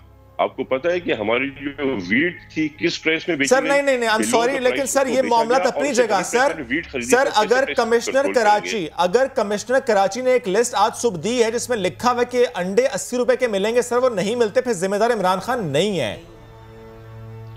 जब आटा जिस कीमत पे आपको फरोख्त करना है उससे आप दुगनी प्राइस पे फरोख्त करेंगे, जब आपके रिटेलर्स दुगनी प्राइस पे खरीद करेंगे, आप आटे को एक प्राइस में बेच कर उसे डबल प्राइस पे फिर इंपोर्ट करेंगे, तो हाउ डू यू एक्सपेक्ट कि प्राइसेस कंट्रोल होंगी? आपको अपनी पॉलिसी सही करनी पड़ेगी। आपकी जो शुगर कमीशन बैठा था उस पे क्यों अमल दरामद नहीं किया गया? क्यों सारे सर सियासी मामला, इंतजामी मामला अपनी जगह, मीटिंग्स अपनी जगह, बातें अपनी जगह सर, लेकिन ऑन ग्राउंड अवाम पिस रही है महंगाई की चक्की में। मेरा सवाल फिर भी वही है, कमिश्नर कराची अगर कहते हैं कि 80 रुपए अंडे मिलेंगे, वो नहीं मिलते। 214 रुपए अगर मुर्गी का रेट है वो 320 रुपए मिलता है। हर चीज पर 100 रुपए फी किलो फी दर्जन इजाफा है। सर ये कंट्रोल मैंने नहीं करना, ये कंट्रोल इमरान खान ने नहीं करना, ये कंट्रोल हुकूमत ने करवाना है। आप सर मेरे से कमिट कर लें कि मैं खुद मार्केट जाता हूं, अगर आपकी कोई टीम ऐसी जो कि वाकई चेक कर रही है, जो कि वाकई ऑन ग्राउंड देख रही है, हम खुद जाते हैं अपना कैमरा लेकर दिखाते हैं अवाम को कि वाकई क्या कंट्रोल करने की हुकूमत की कोशिश है या कि नहीं है। हमारी पूरी कोशिश है, जो हमारे एम्बिट में चीजें आती हैं हम उस पर एक्शन भी लेते हैं, हम उस पर अपनी आंख भी रखते हैं, हमारी एडमिनिस्ट्रेटिव टीम उस पर विजिट कर रही है। पर अगर शुरू से ऊपर से लेके आप एक माहौल को सही नहीं करेंगे, इक्वालिटी नहीं लाएंगे तो कैसे होगा? सर वो कहीं ना कहीं से स्टार्ट होना है, सर वो कहीं ना कहीं से स्टार्ट होना है। मुझे सर ये जवाब दे दें, कमिश्नर कराची अगर आप सर वो कमिश्नर की रिपोर्ट अपनी जगह, उसमें तमाम सियासी जमातों के रहनुमाओं के नाम आते हैं, उस पर नहीं जाते। मुझे बताएं कि कमिश्नर कराची अगर एक्टिव हैं, अगर वो एक्शन ले रहे हैं, तो मुझे एक तो बताएं क्या एक्शन लिया उन्होंने, चीजें महंगी क्यों, और अगर एक्शन ले रहे हैं हमारा कैमरा साथ जाना चाहेगा, मैं साथ जाना चाहूंगा मार्केट में, आप कमिट करें, आप हमें भेजेंगे, लिंक करेंगे कमिश्नर कराची के साथ, हम जाएंगे। आपके साथ कमिट करता हूं कि मैं विजिट्स पे आपके साथ चलूंगा, मेरी टीम्स आपके साथ चलेंगी, हम अपनी तरफ से पूरी कोशिश कर रहे हैं। पर एक इक्वालिटी आनी है आपकी, ये नहीं है कि जो इमरान खान साहब के दोस्त थे, जो ATM मशीनें थी उनके वो अपना कमीशन में आने के बाद मुल्क छोड़ के चले जाएं और अब आम आदमी पे, गरीब आदमी पे वो बोझ मुसल्लत करें। इक्वालिटी होनी चाहिए। बिल्कुल ठीक है, काम कर रहे हैं पर सर जाहिर है अवाम ने आपको वोट दिया है और अवाम आपकी तरफ देखते हैं, वो रिलीफ की उम्मीद आपसे रखते हैं सर, वो रिलीफ की उम्मीद रखते हैं, बिलाल भुट्टो की तरफ वो देखते हैं। सर आपने कमेंट किया, it's very good to hear. कब चलें सर? मैं आज शो के बाद भी जाने को तैयार हूं, मैं कल भी जाने को तैयार हूं, जिस मार्केट में आप कहेंगे वहां जाने को तैयार हूं। अवाम को रिलीफ दिलवाते हैं सर, मिलकर आप भी दुआ लीजिए, मैं भी दुआ लेता हूं। आप कहें मैं चलने को तैयार हूं। कल जो टाइम आप मुझे बताएं, और कमिश्नर कराची के साथ होंगे सर हमारे markets and we will go and see the prices together. Great. और कमिश्नर कराची साथ होंगे सर हमारे? इंशाल्लाह, क्यों नहीं होंगे। बेहतरीन सर, ये ज़ाहिर ये होना चाहिए, क्योंकि मैं कि बहुत जरूरी है कि हम जाएं मार्केट में, जो वाकई एक्शन ले रहा है उसकी बात करें, ताकि पता चले कि आवाम जो शिकवा करे कि कुछ नहीं हो रहा। तैमूर साहब ये कह रहे हैं कि हो रहा है, हम एक्शन ले रहे हैं, तो आवाम को पता चलना चाहिए कि आखिर कुछ हो रहे हैं। और जो शुएब कह रहे हैं कि आप तैमूर साहब के साथ, या तैमूर साहब कमिट कर रहे हैं कि वो आपके साथ जाएंगे, अवाम का रद्द अमल भी सामने आ जाएगा, जो अवाम की शिकवे शिकायतें हैं वो भी सामने आ जाएंगी। तैमूर तालपुर साहब हमारे साथ मौजूद थे, बेहद शुक्रिया गुफ्तगू के लिए। अब ये कमिटमेंट हो चुकी है और बात हो चुकी है कि अब शुएब उनके साथ जाएंगे और फिर देखते हैं कि क्या चीज़ें सामने आती है, क्या रिजल्ट सामने आता है। अभी हमें एक ब्रेक का कहा जा रहा है, ब्रेक लेते हैं और ब्रेक के बाद वापस आएंगे।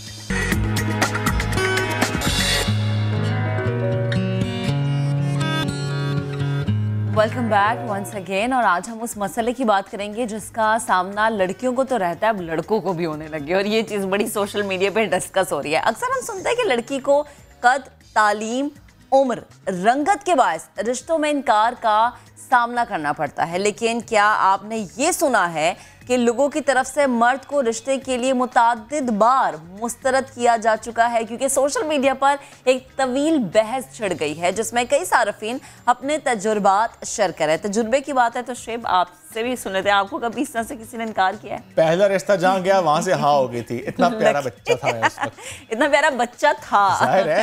एक सारिफ का ये कहना है कि उन्हें एक बार ये कहकर कि उसकी मिल्कियत में अपना घर नहीं है, जबकि एक मौके पर यह कहा गया कि बिरादरी वो नहीं है जो दूसरे घराने को दरकार है। ये दो बातें कह के उन्हें उनका जो रिश्ता है उसे मुस्तरद किया गया। इस समेत कई मर्द ऐसे हैं जिन्हें एक नहीं, दो नहीं, ना जाने कितनी बार इनकार का सामना रहा। कहीं तालीम नहीं, कहीं रोजगार का मसला, कहीं जाती घर नहीं, तो इसलिए रिश्ते मुस्तरद हो जाते हैं। आज इसी मामले पे हम बात करेंगे। इससे पहले कि अपने मेहमानों का हम तारुफ कराएं, हमने कुछ लोगों से बात की कि वो क्या राय रखते हैं, क्या वो कभी मुस्तरद हुए ऐसे मामलात में जब रिश्ता लेकर फैमिली गई, क्या उनकी राय है आपके सामने रखते हैं।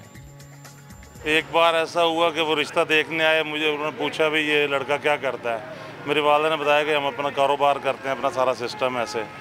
तो उन्होंने कहा जी नहीं, हमें तो सरकारी जॉब वाला चाहिए, अगर ये सरकारी जॉब कर सकता है तो फिर तो हम वो कर लेते हैं, वरना हम रिश्ता नहीं करेंगे। हाँ, एक दो मकामात पर ऐसे हुआ था, वहाँ पर सूरत हाल ये बनी थी कि जो लड़की के चाचू हैं वो नहीं मान रहे, तो मैं बड़ा हैरान हुआ। माँ बाप राज़ी हैं और दूसरे रिश्तेदार राज़ी नहीं हो रहे, तो उसकी वजह से कोई तुक तो नहीं बनती थी। लड़कियाँ मिलती हैं, अगर टीचर है तो वो कहती है प्रोफेसर हो, अगर प्रोफेसर है तो वो कहती है टीचर हो। वो कहते हैं हम ज़मींदार हैं, हमारी ज़मीनें हैं, आपका सिर्फ मकान है और नौकरी है और कुछ नहीं है, हम ज़मींदारों में ही देंगे। वो फिर ना लड़की मानती थी ना मैं, फिर वो कोर्ट मैरिज किया। एक मेरा रकीब था बंदा, तो खैर मैं उस वक्त कुछ भी नहीं था, अभी भी कुछ नहीं हूँ खैर, लेकिन उस वक्त मैं कुछ नहीं था और वो उस वक्त तकरीबन 2-2.5 पे था ना, तनख्वाह उसकी 2-2.5 लाख थी। तो बस फिर उन्होंने कर दिया उसके साथ। लोग जो है आजकल प्रेफरेंस दे रहे हैं अपने मेयार को, कि एक बंदा अगर एक ख़ानदान में अगर कोई थोड़ा सा ऊंचा हो गया है, उसके पास अगर कुछ चंद पैसे आ गए हैं, तो वो अपने से नीचे लोगों को नहीं देखता, वो अपने से ऊपर ही उसकी नज़र है। पहले लड़के वाले डिमांड करते थे, अब लड़की वाले डिमांड करते हैं। लड़का सेंसिटिव हो, पढ़ा लिखा हो, जायदाद हो उसके पास, कोई बैंक बैलेंस हो, सबसे बड़ी वजह ये है।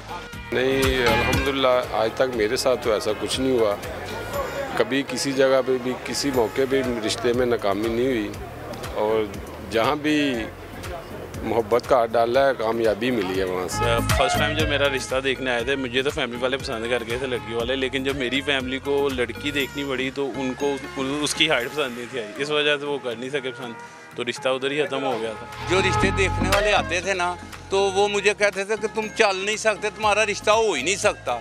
तो मैं उसको चल के भी दिखाता था, वॉक भी बहुत करता था, लेकिन पता नहीं क्या बात है किसी को मैं पसंद ही नहीं आता था। तो जिस वक्त पसंद आया अब 2 शादियाँ हो गई, अल्लाह ने बेहतर कर दिया। वो आगे पूछते हैं जी लड़का काम क्या करता है, तो लड़का सारा दिन वेला, कारोबार ही नहीं है, तो वो जनाब इस तरह ये रिश्ते से इनकार हो जाता है। बेरोज़गारी की वजह से रिश्ते कम आ रहे हैं, अगर कोई रिश्ते आ रहे हैं तो वो ये कहते हैं कि भाई लड़का क्या करता है। जब उन्हें पता चलता है कि लड़का कोई काम नहीं कर रहा तो वो मना कर देते हैं, क्योंकि रिश्ते वाले चाहते हैं कि कुछ सरकारी मुलाजम हो या अच्छी जॉब हो। जी रिश्ता देखने वाले आते हैं, उनको मुनासिब कोई जवाब नहीं मिलता कारोबार की वजह से, तो वो चले जाते हैं इस कोरोना की वजह से। जिसको भी कोई रिश्ते वाला आता है उससे हम बात करते हैं, वो कारोबार का पूछते हैं तो थोड़ा छोटा मोटा कारोबार को मानता ही नहीं है। बताएं स्टॉल वगैरह लगाया हुआ है तो वो फिर दोबारा आते ही नहीं है। ना कहीं जॉब है तो ना कहीं कारोबार है, हर चीज़ तो दबा है। अपने लिए कमाए के अपने साथ जो है वो अज़वाजी ज़िंदगी में बंद के, तो अपने बच्चों के लिए, बीवी के लिए कमाएं। इंसान का आजकल का जैसा दौर जा रहा है, एक फ़र्द का अपनी कमाई से खुद का अपना गुजारा हो जाए तो वही काफ़ी है, बाकी फैमिली को चलाने के काबिल तो कोरोना ने छोड़ा ही नहीं है किसी इंसान को। तो मर्द हजरात ने मुख्तलिफ वजूहात बताई हैं और इनका दुख सुन के लग रहा है कि पाकिस्तान में दुख बहुत ज़्यादा है। लेकिन मैं अच्छा अगर कोई ये कहे कि सवाल ये होता है आपकी जॉब नहीं है या आप कारोबार नहीं करते, तो जाहिर है ये तो ऑब्वियस रीजन है इनकार की। अगर आपके पास नौकरी नहीं है, आप पेशावर नहीं है, तो कैसे कोई अपनी बेटी आपको दे देगा? वो एक अलग मामला है कि लड़की अपनी किस्मत लेकर आएगी, इसमें कोई शक नहीं है, बट स्टिल बिल्कुल इसी चीज़ पे आज हम बात करेंगे। हमें ज्वाइन किया है मैच मेकर मिसेस खान ने और Sitara Imtiaz mental health specialist doctor Mohammad Imran Yusuf भी हमारे साथ मौजूद होंगे।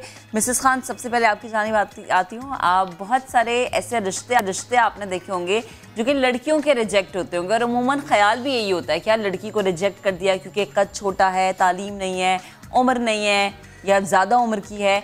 मर्दों के दुख आपने सुने होंगे, आपने देखे भी होंगे, ऐसा होता है तो बिल्कुल होता है। और ज़्यादातर वजह क्या होती है? वजह ये होती है तनख्वाह कम होती है।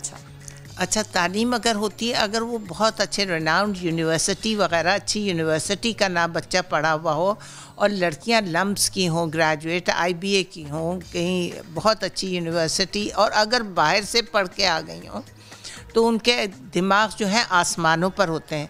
वो कीट्स के और यहाँ के वहाँ के बच्चे, प्रेस्टन को तो छोड़ो मारो गोली, वो तो किसी गिनती में नहीं आती। लेकिन वो जैसे हमदर्द यूनिवर्सिटी वगैरह का रिश्ता अगर मैं भेज दूँ और लड़का हाईली पोजीशन्ड हो, अम्माएँ तो शुरू से लेंगी कहाँ से मैट्रिक या इंटर वगैरह, अब यूनिवर्सिटी यहाँ से। मेरी बेटी तो बाहर की पढ़ी हुई है, मेरी बेटी तो लम्स की पढ़ी हुई है, मेरी बेटी तो फना यूनिवर्सिटी की, वो तो आगा खान की पढ़ी हुई है, डॉक्टर है।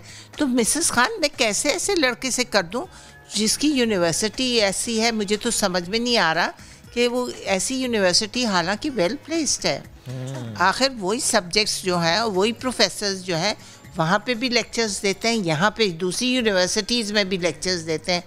लेकिन ये एक माइंडसेट बन गया हुआ है कि दूसरी ज़रा छोटी हल्की हमदर्द हो, कीट्स हो, PF कीट्स हो, उसका नाम है क्यों नहीं, लेकिन चूंकि उनकी बच्ची बहुत अच्छी फास्ट से पढ़ी हुई है वगैरह वगैरह, सो एंड सो फोर्थ, लेकिन वो लड़कियां अपनी देने को तैयार नहीं। बहुत सारी घरों की ऐसी लड़कियां देख रही हैं।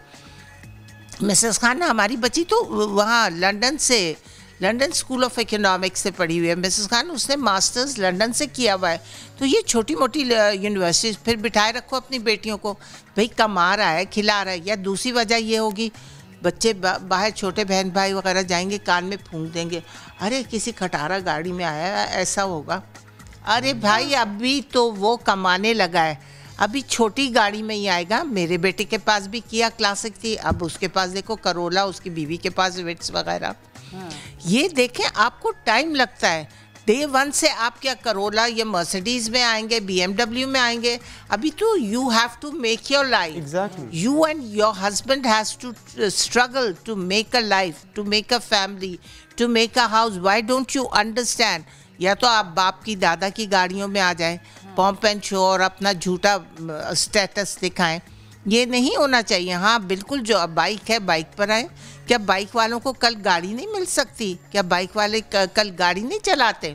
सबके पास पहले बाइक होती थी, सभी ने आहिस्ता आहिस्ता गाड़ी दी। ये तो एक चेंज आता है आपकी शादी के बाद, आपकी किस्मत खुलती है, आपकी बीवी किस्मत लाती है, आपकी औलाद लाती है। आप पता नहीं कहाँ उड़ रहे होते हैं, आपके बच्चे आते हैं, आपकी किस्मत इतनी चेंज होती है। वो बच्चियाँ मेरी देखें, 2 ट्विंस क्या किस्मत लाई हैं माशाअल्लाह। तो मैं बताती हूँ अपना सारा जो मैं जिस चीज़ से गुजरती हूँ, कि मैं अपने बेटे को देखती हूँ कि वो कल क्या था, 18,000 उसकी तनख्वाह थी, अब वो लाखों में कमा रहा है, पायलट है। अब देखो ना, तो उसकी माँ ने तो 18,000 में दे दी थी। उसने उसका CV देखा था कि MBA भी है, BS computer science plus flying, उसका कहीं ना कहीं जैकपॉट लग जाएगा।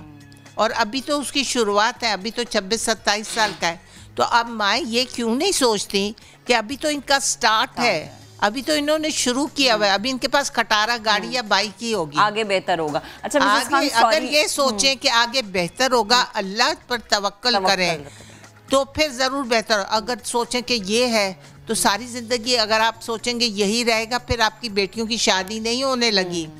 अगर आप सोचेंगे कि यही तनख्वाह 18, 20, 25 हज़ार रहेगी, फिर भी शादी नहीं होगी।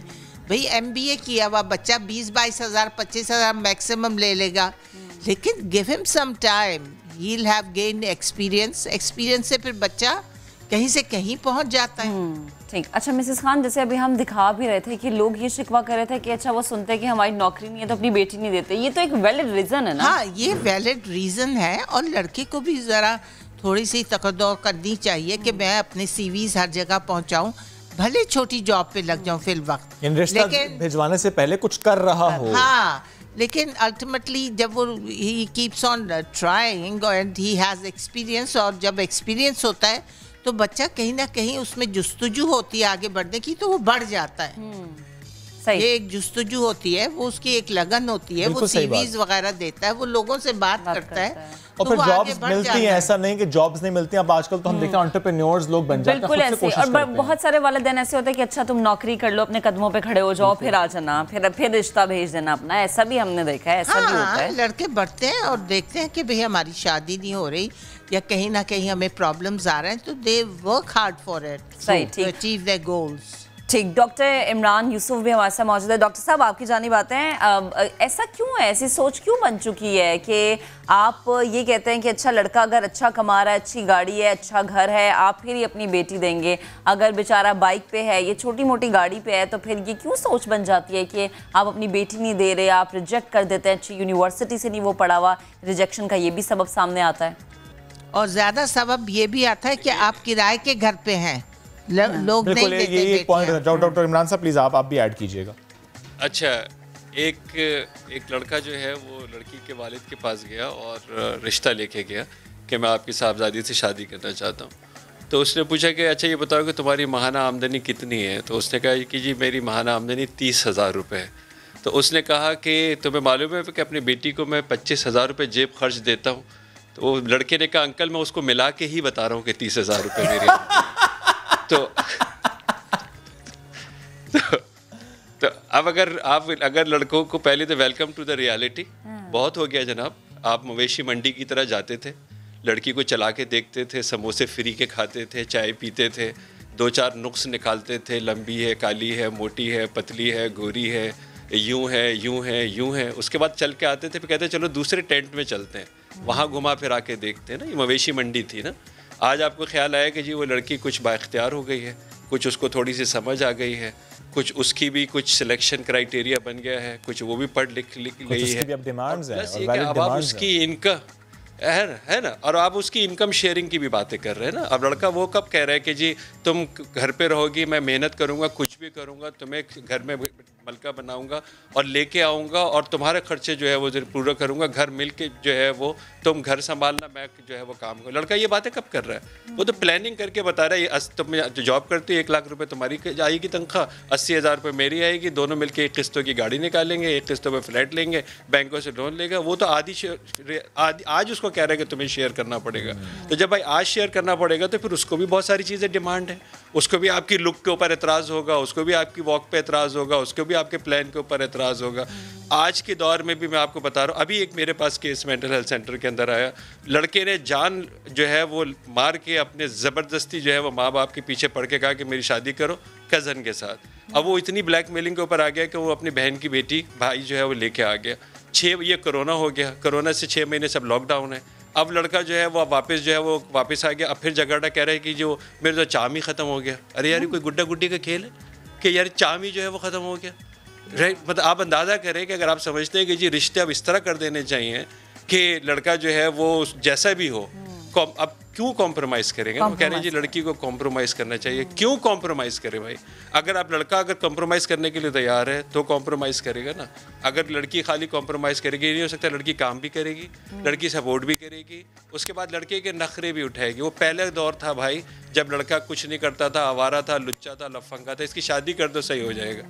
बिल्कुल बड़ी दुरुस्त बात आपने की। ये बड़ा मामला डॉक्टर साहब रहा, वो दौर जा गया, वो दौर गया जब कहते थे कि अच्छा शादी करेंगे ठीक हो जाएगा। वो लड़की इसलिए थोड़ी ब्याह कर ला रहे हैं कि आपका लड़का ठीक करेगी। वो कोई साइकेट्रिस्ट या डॉक्टर थोड़ी है जिसको आप लेकर आए कि इसका ट्रीटमेंट करो। वो ज़ाहिर है शादी बड़ा खूबसूरत रिश्ता है डॉक्टर साहब। लेकिन मुझे एक बात और बताइएगा, एक और पहलू से इसको देखते हैं। वो लड़के जो कि अभी अर्ली करियर स्टेज पर होते हैं, बिल्कुल यूनिवर्सिटी से पढ़े हैं, अभी उन्हें जॉब मिली है, अभी वो मेहनत करेंगे, बड़ा अपना नाम और मकाम बनाने की कोशिश करेंगे, और ऐसे में फैमिली का प्रेशर हो या अगर वो पसंद की शादी करना चाहते हैं तो लड़की वाले अगर शादी जल्दी करना चाहते हैं और ऐसे में लड़का फिर सोचता है कि मुझे जल्द से जल्द पैसा कमाना है। डॉक्टर साहब ये जो सोच पैदा होती है कि शॉर्टकट्स, ताकि मैं जल्दी से कमा लूँ, ताकि मैं उन डिमांड्स को पूरा कर लूँ, मीट कर लूँ, ताकि मेरी वहाँ शादी हो जाए, इससे भी तो मास्टर में बिगाड़ आता है, इससे भी तो लड़की की पर्सनालिटी शैटर होती है। 100% होती है। असल में मादा परस्ती की इस जंग में जिसमें दुनिया पूरी शिकार हुई है और इखलाकी माली तौर के ऊपर जवाल पजीर हुई है, उसका रीज़न यही था कि जनाब ये काम शादी के बाद भी हो सकते हैं। ये बात जो है वो ये शादी करना, शादी में उजलत होनी चाहिए, शादी जल्दी होनी चाहिए, वरना आपको पता है निकाह का रास्ता अगर आप रोकेंगे तो जिना का रास्ता खुलेगा, निकाह को आसान करना है, गुनाह का रास्ता खुलेगा, है ना। तो इसलिए जो है ये दो अलग अलग चीज़ें हैं। ये हम लोग पता नहीं इसको कंबाइन क्यों कर दिया है। अगर लड़का इस काबिल हो गया है कि अपना और अपनी घरवाली का ख्याल रख सकता है, बुनियादी ज़रूरियात पूरी कर सकता है, तो इसका मतलब है ये आगे कहानी शादी के बाद भी चल सकती है, और ये चलती है और चल भी रही है। और इसी में वो बरकत होती है, इसी के अंदर वो बरकत की बात हो रही है जिसके अंदर घर के अंदर रिश्ते भी फलते फूलते हैं। और हम ये बात जो है वो नहीं समझ रहे कि जब तक सारी चीज़ें आएंगी, भाई अब तो सारी चीज़ें आती नहीं है क्योंकि उसका तो कोई क्राइटेरिया ही नहीं है। अब वो ये वाली गाड़ी, अब वो वाली गाड़ी, अब वो वाला घर, अब क्या हुआ जी, रुपये डी वैल्यू हो गया 40%। अब क्या करोगे आप? 100 रुपए की चीज़ लेके निकलते थे, वो 100 रुपए की चीज़ अब 10 रुपए वाली चीज़ जो है वो 100 रुपए की आती है। तो ये जंग तो कभी ख़त्म ही नहीं होगी।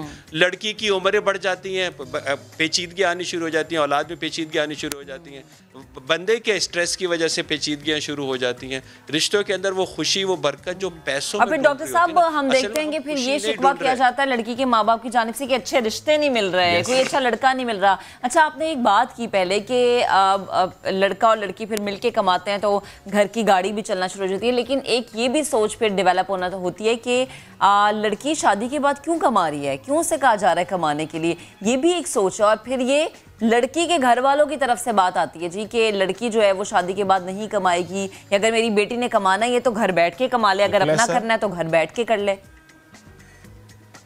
ये भी एक इंतहाई गलत सोच है। देखें, मर्द के ऊपर बुनियादी जिम्मेदारी है जिसका उसके ऊपर सवाल होगा दुनिया में भी और आखिरत में भी कि उसको कमाना है। लड़की अगर कमाती है इस पर कोई पाबंदी नहीं है, लेकिन वो एहसान करती है। दीन कहता है जब लड़की काम करती है और घर के अंदर तो वो एहसान करती है, तो इसका मतलब उसका एहसानमंद होना होगा। बिल्कुल, हमारा दीन बड़ा खूबसूरत है, मना नहीं करता, लेकिन बिला ज़रूरत औरत के ऊपर जिम्मेदारी नहीं डालता कि वो बाहर जाए। जिम्मेदारी बहरहाल मर्द की है, यही हमारा दीन सिखाता है डॉक्टर साहब, हर हाल में। बेशक मैं चाहता हूँ डॉक्टर साहब कि मिसेस खान का भी इस पर कमेंट ले लो। मिसेस खान, ऐसे मामला आपने भी देखे, जिस तरह महक ने भी ये ज़ाहिर कोट किया है कि ऐसे मामला होते हैं कि ज़ाहिर लड़की जो कि अगर पहले से अर्निंग हो, जिस तरह डिमांड पहले भी होती है, फिर समटाइम्स ऐसा भी होता है लड़की का सिर्फ पढ़ी लिखे जॉब नहीं करती, शादी से पहले कहा जाता है you have to do a job, you have to support the family. अच्छा, ऐसी लड़कियों के लिए घरेलू रिश्ते भी काफ़ी होते हैं। बहुत से मर्द हजरात और बहुत सी फैमिलीज़ ऐसी होती हैं कि वो नहीं चाहती कि हमारी बीवियां निकलें, चाहे वो पढ़ी लिखी हों तो वो जॉब छोड़ दें या फिर वो ऐसी लड़की देखते हैं जो घरेलू हो। लेकिन जब ये देखें कि वो माँ बाप को सपोर्ट कर रही है, जब वो पढ़ी लिखी है, तो फिर उसका माइंडसेट वैसा ही बन जाता है कि उसकी सब फ्रेंड्स जॉब कर रही है तो व्हाई नॉट शी। अब जब पढ़ी ACCA CA डॉक्टर्स लड़कियों को हम कहेंगे घर में बैठ जाओ, क्या बात है। और मिसेस खान अब हालात भी वो हैं कि लड़कियों को सपोर्ट करना पड़ता भी है फॉर देयर बेटर लाइफ। देखें, हाँ, ये भी गाड़ी के दो पहिए होते हैं, दोनों अगर चले तो ज़्यादा अच्छी लिविंग होगी, ज़्यादा अच्छे स्कूल्स में जाएंगे, ज़्यादा अच्छा ब्रॉटअप होगा, आप अपने बच्चों को हर चीज़ प्रोवाइड करेंगे, वरना वो दे लैक और फिर वो सोसाइटी में वो उनकी वो से नहीं होगी। बच्चे कहेंगे हमारे पास ये नहीं, हमारे पास वो।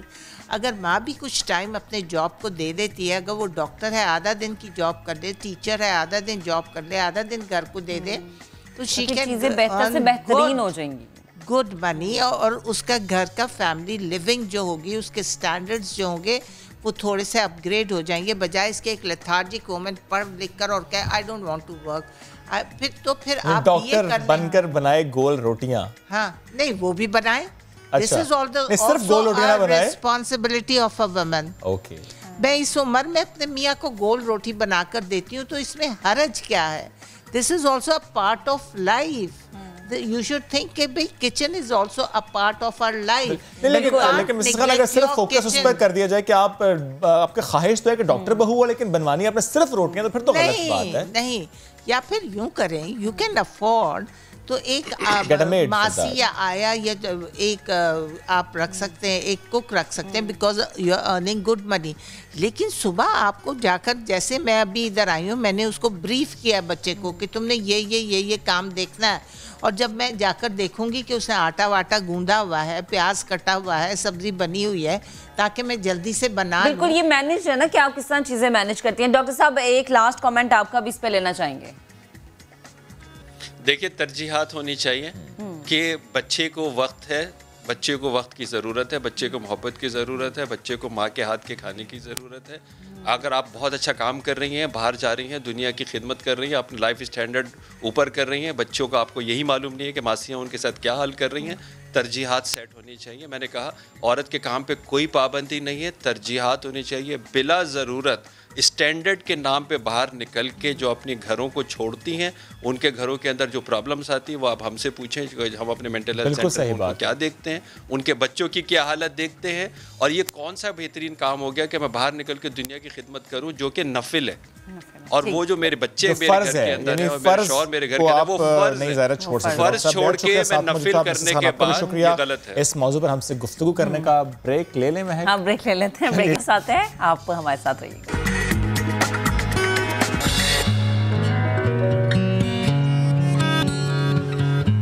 हम दोबारा से हाजिर हैं और अब बात करेंगे, अब आपको मिलवाएंगे एक ऐसे गुलकार से जिन्होंने सोशल मीडिया पर इस वक्त धूम मचा रखी है। वो खुद तो आतिफ असलम के फ़ैन हैं, लेकिन अब अपनी आवाज़ से सोशल मीडिया पर कई लोगों को अपना फ़ैन बना चुके हैं। यानी शुएब, अगर हम इन्हें आतिफ असलम पार्ट 2 कहें तो गलत नहीं होगा। चलिए, तो हम सुनेंगे इनसे, और इनकी आवाज़ कितनी खूबसूरत है वो आपको भी सुनवाएंगे, क्योंकि हमने देखा है कि हुज़ैफ़ा खान, कुछ वीडियोज़ इनके हमने देखी हैं, कुछ मकामात पर नज़रअंदाज तो हुए लेकिन हिम्मत नहीं हारी, मुश्किल हालात फेस किए लेकिन फोकस्ड रहे। किस पर? सिंगिंग पर इनका फोकस रहा। हुज़ैफ़ा खान और उनके गिटारिस्ट वसीम शरीफ ने हमें ज्वाइन किया। Good morning. Hello sir, I am good, आप कैसे हैं? मैं ठीक ठाक। So good to have you. Huzaifa, मैं तो कहता हूँ कि आगाज में कोई गाना हो जाए, उसके बाद करते हैं गुफ्तगू, क्या ख्याल है? हो गया। ताकि लोगों को पता चले ना किससे बात करें, आवाज कितनी प्यारी है।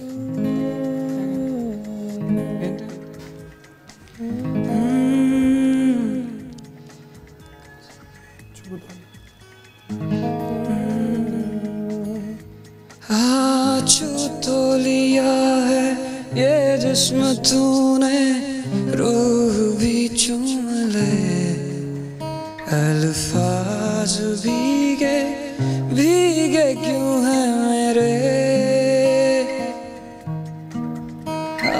यूं चूर होके मजबूर होके कतरा कतरा कहे, एहसास भीगे भीगे क्यों है मेरे, बेसबर भीगे बदन, दो बेखबर भीगे बदन, ले रहे रात भर अंगड़ाइयाँ, बेइंतहा बेइंतहा यूं प्यार कर, बेइंतहा देखा करूं सारी उम्र तेरे निशान, बेइंतहा कैसे बताएं क्यों तुझको चाहें यारा, बताना बातें दिलों की देखो जो बाकी आके तुझे समझाए, तू जाने ना, ओ तू जाने हो, जाने ना जाने ना जाने ना, तू जाने ना। Thank you. वाकई और जिस तरह इन्होंने कहा ना महक कि तू जाने ना, ये बातें दिलों की, ये कुछ कह गई। किसके लिए था? किसके लिए था? किसके शर्मा लिए आप जिस तरह किसी के लिए था? अपने फैंस के लिए। अपने फैंस के लिए था। अच्छा हुज़ैफा, ये बताएं कि गुलूकारी का शौक कैसे पैदा हुआ? कैसे सोचा कि यार मैंने गुलूकारी करनी है और मैंने जो इसमें नाम बनाना है और बस आगे बढ़ना, आतिफ असलम को फॉलो करना है? जब स्टार्ट किया था 2017 से, जब मेरा स्टार्ट हुआ, म्यूज़िक बचपन से ही पसंद था, लेकिन इतना शौक नहीं था, एवरेज था।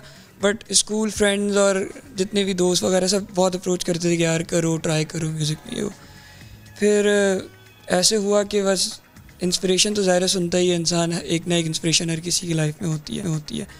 तो आतिफ सर को सुना और भी काफ़ी सारे सिंगर्स हैं जिन्हें सुना, मगर उनका टेक्सचर मेरी वॉइस पे थोड़ा सा सूट करता था सबको, तो इसलिए तो यही था कि बस करियर ऐसे शुरू हुआ कि पीटीवी से मेरा आगाज़ हुआ, पीटीवी होम से, और मेरे मेंटोर नदीम भाई थे, नदीम जाफरी।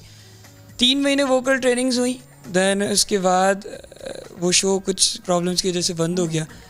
दैन वहाँ मेरा दोस्त बना वसीम, और वसीम और मैंने साथ ही करियर स्टार्ट किया था। वसीम मेरे लिए प्ले करता है, बट जो है गाता भी बहुत अच्छा है। तो वसीम गाता भी बहुत अच्छा, वसीम गाते भी हैं। हाँ, तो बस ये सोचा कि ये दोस्ती अब नहीं छोड़नी है। हाँ तो मतलब के बाद एक तरीके से जो मेंटोर रहे दूसरे, वो नदीम भाई के बाद वसीम रहा।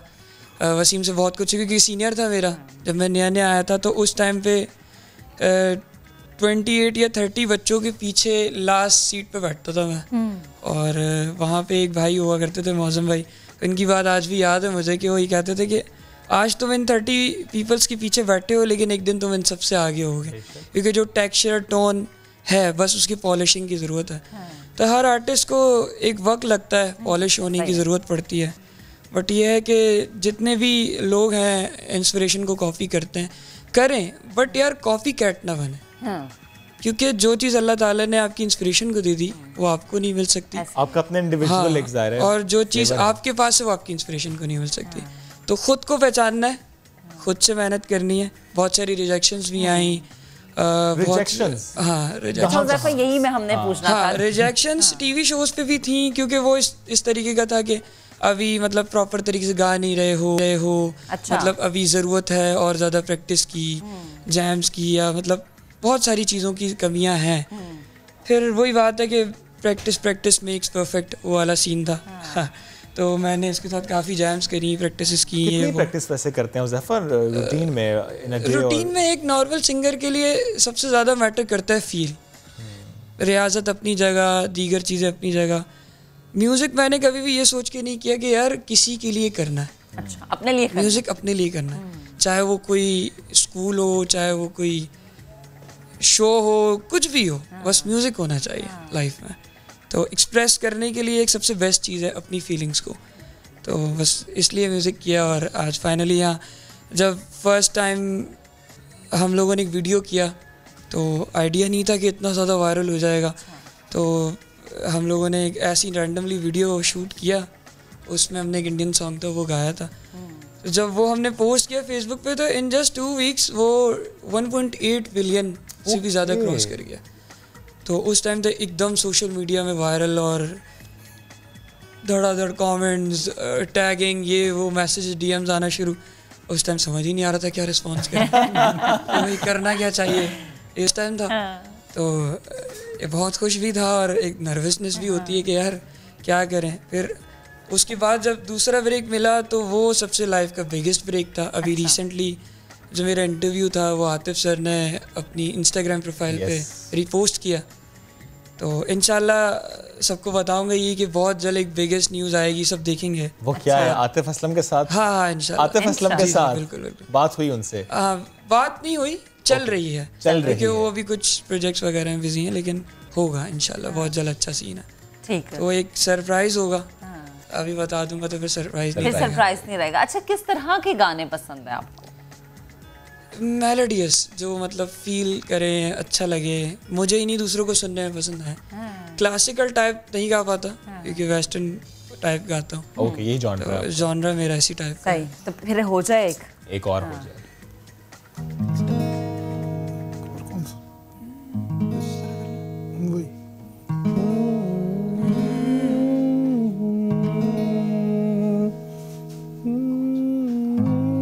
मुझको तो तेरे चेहरे पे, मुझको तो तेरे चेहरे पे ये गम नहीं जचता, जायज़ नहीं लगता, मुझे गम से तेरा रिश्ता। सुन मेरी ये गुजारिश, इसे चेहरे से हटा दे, कुछ इस तरह तेरी पलकें मेरी पलकों पे सजा दे, आंसू तेरे सारे मेरी पलकों से मिला दे, हर घड़ी हर वक्त मेरे साथ रहा। हाँ ये जिस्म कभी दूर कभी पास रहा, जो भी गम है ये तेरे, उन्हें तू मेरा बता दे। सुन मेरी ये गुजारिश, इसे चेहरे से हटा दे,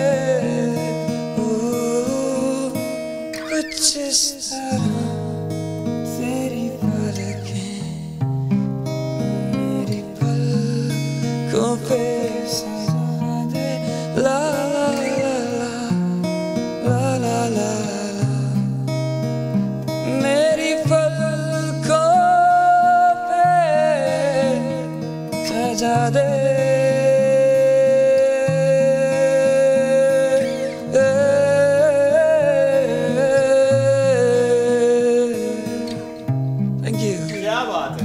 जबरदस्त, बहुत प्यारी आवाज, बहुत प्यारा गिटार, आप बहुत प्यारा अंदाज, बहुत प्यारा अंदाज, बहुत प्यारे हैं आप, बहुत मजा आ रहा सुन के।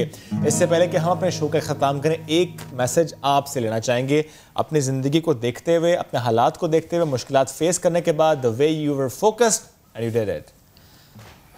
सब लोगों को, फैंस को, जितने लोग देख रहे हैं उन सबको कि guys life is incomplete without struggles, but try again and again, one day you will be successful in your life, in your futures, in your goals.